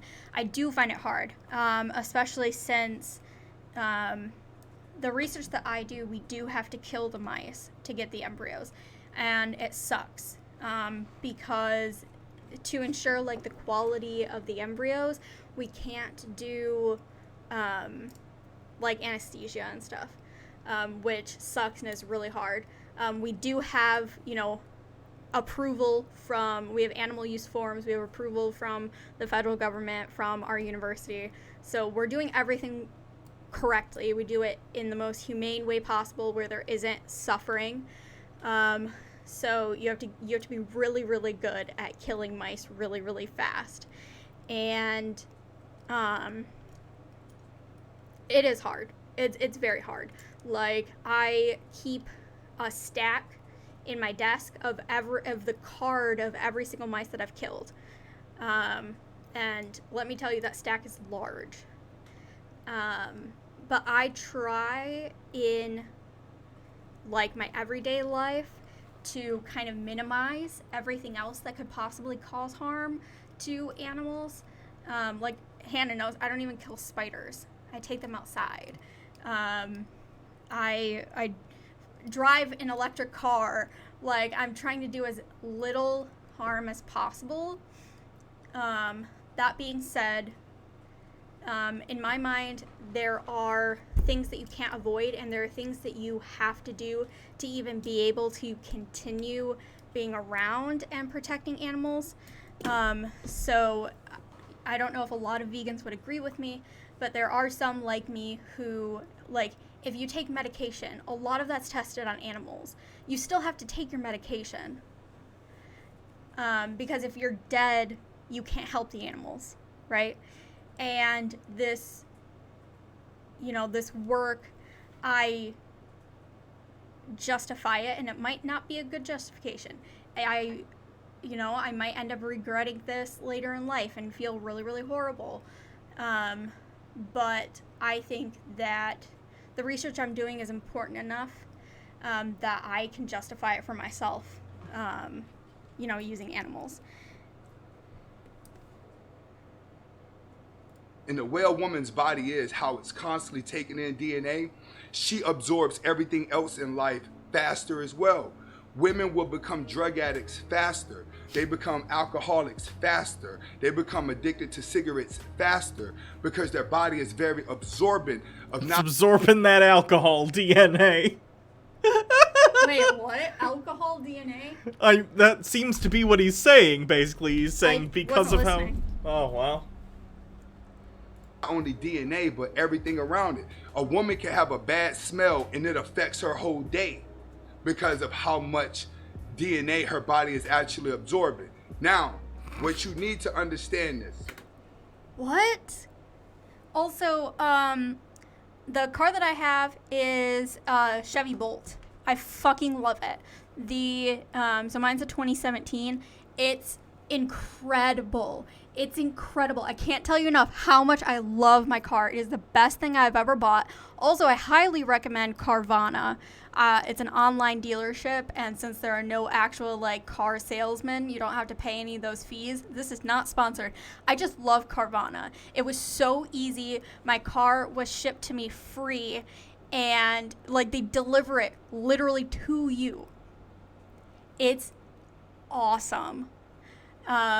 So I love the Chevy Bolts. I will say one thing I wish my car had that I should have been aware of is, so there is AC charging where there can be 2 levels of charging. So one is just like regular house, so you have 120 volts. And then there's level 2 charging, which is 240 volts. And those are the actual charging stations that they have at a lot of energy places like Consumers Energy and stuff like that. But there is also something called DC fast charging. And since it's direct current charging, it is so much quicker. And I wish that my car had that. So if you're looking for an electric car, I would recommend making sure you get one that has the fast charging, especially if you commute a lot.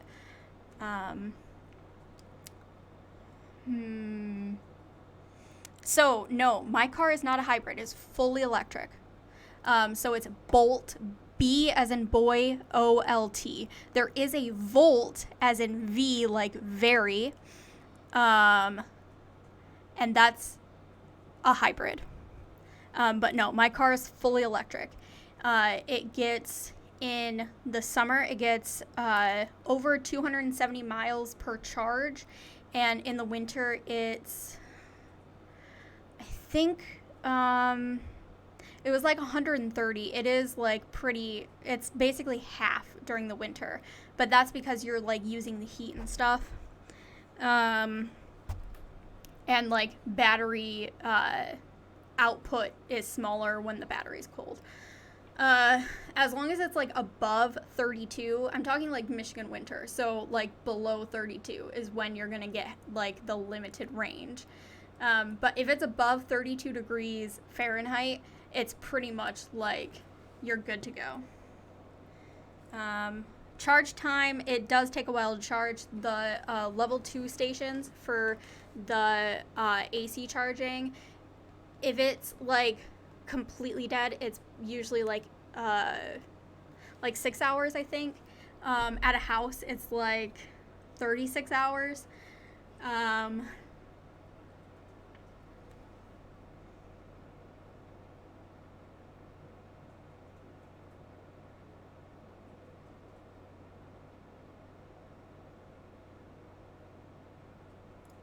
When it comes to a woman, I need you to really wake up with this.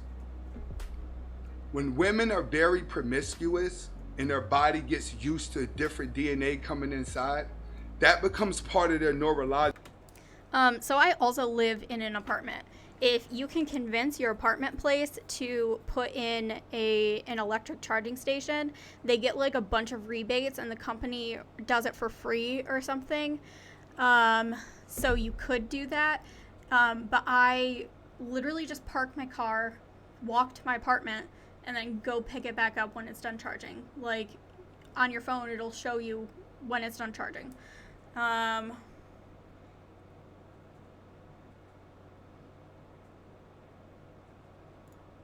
System, which means that When women start becoming promiscuous, she has to stay promiscuous, and a man has to actually ejaculate on her or in her, so her body absorbs the DNA. It becomes addicted to a man. Okay. Cum addiction. That's disgusting. Crystal Cat. It's illegal to buy a car from not a dealership or private seller in my state. That's kind of weird. But like Carvana counts as a dealership. It's just an online dealership. So,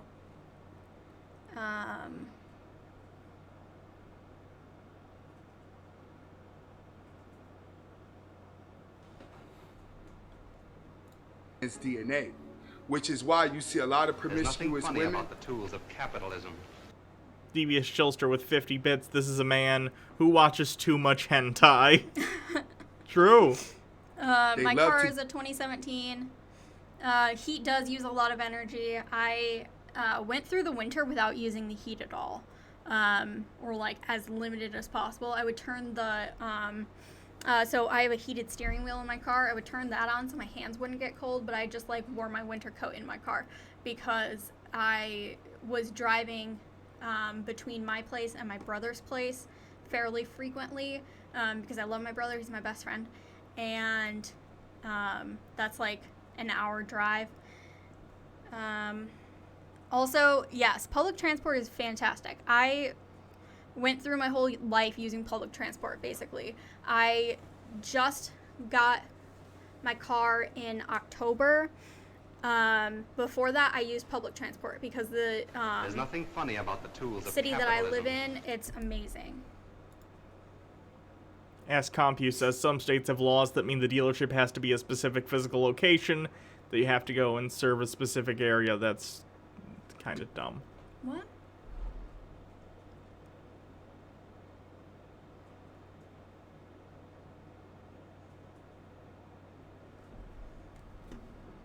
Give fellatio. They become very good at fellatio. Now, a lot of these guys may say, man, she a freak, blah, blah, blah. You need to understand, she doesn't scientifically know what's going on with her body. The reason why she's so good at fellatio is because Thank you for it's a subscribing direct with source Twitch Prime to the DNA that Jubinator. she needs out of you to go inside of her body because she has an addiction to DNA. This is why when you watch some of those adult films, you say to yourself, how could this woman be with so many guys and do it so freely?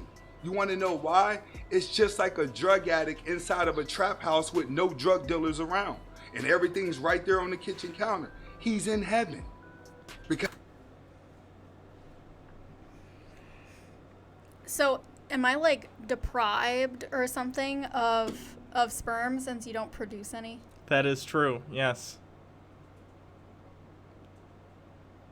Chat.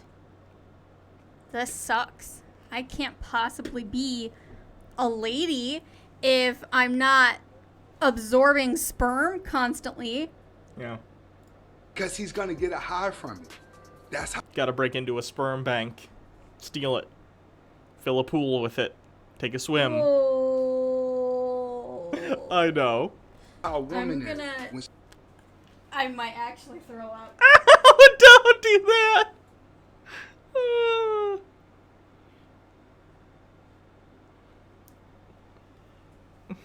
She's very promiscuous. She gets high from a man's DNA. This is why the more DNA. Is this why Baja is a scientist? No sperm to cloud her judgment. True. I hate semen. Like, I hate it. Yeah. Hate it. Fun fact, when you're on hormones, you don't produce like any fluid. Fun fact. Which is perfect.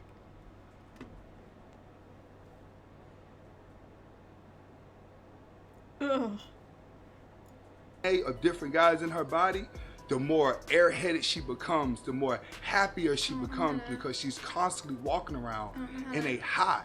A lot of these adult films, they become depressed when they stop doing adult films. And the reason why is because they're not getting that daily dose, that dopamine release that they did whenever they was actually working in the films. So now their body is constantly going through withdrawal, and they have to kill that pain with other drugs and alcohol. They never turn out normal because they're not realizing my body is addicted to a man's DNA the same way a drug addict is addicted to drugs.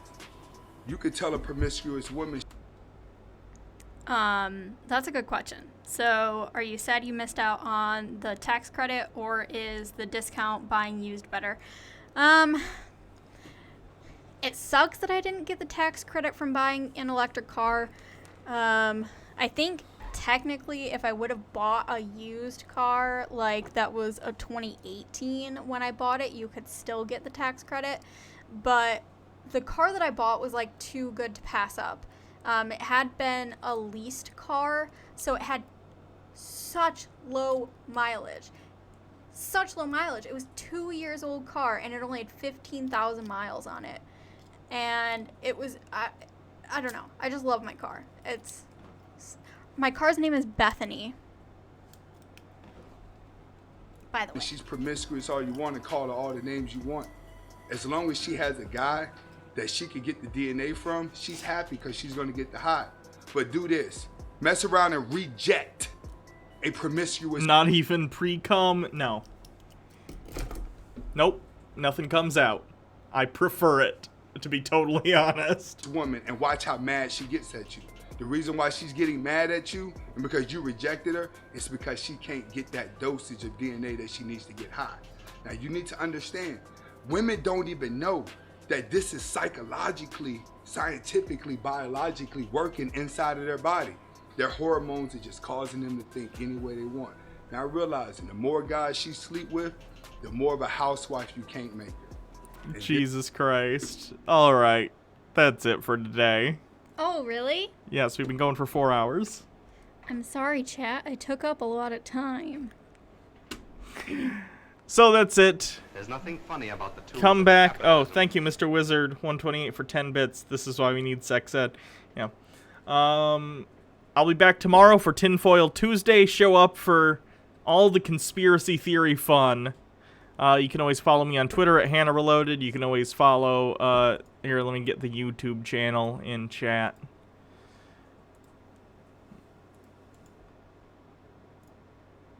There's nothing funny This is about where the I tools of post capitalism. Anita Wu with 10 bits. This guy 100% believes in wandering wombs. I don't even know what that is.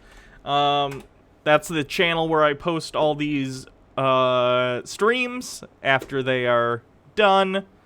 So subscribe there if you ever want to catch my streams in the future that are, you know, not live. I think that's it.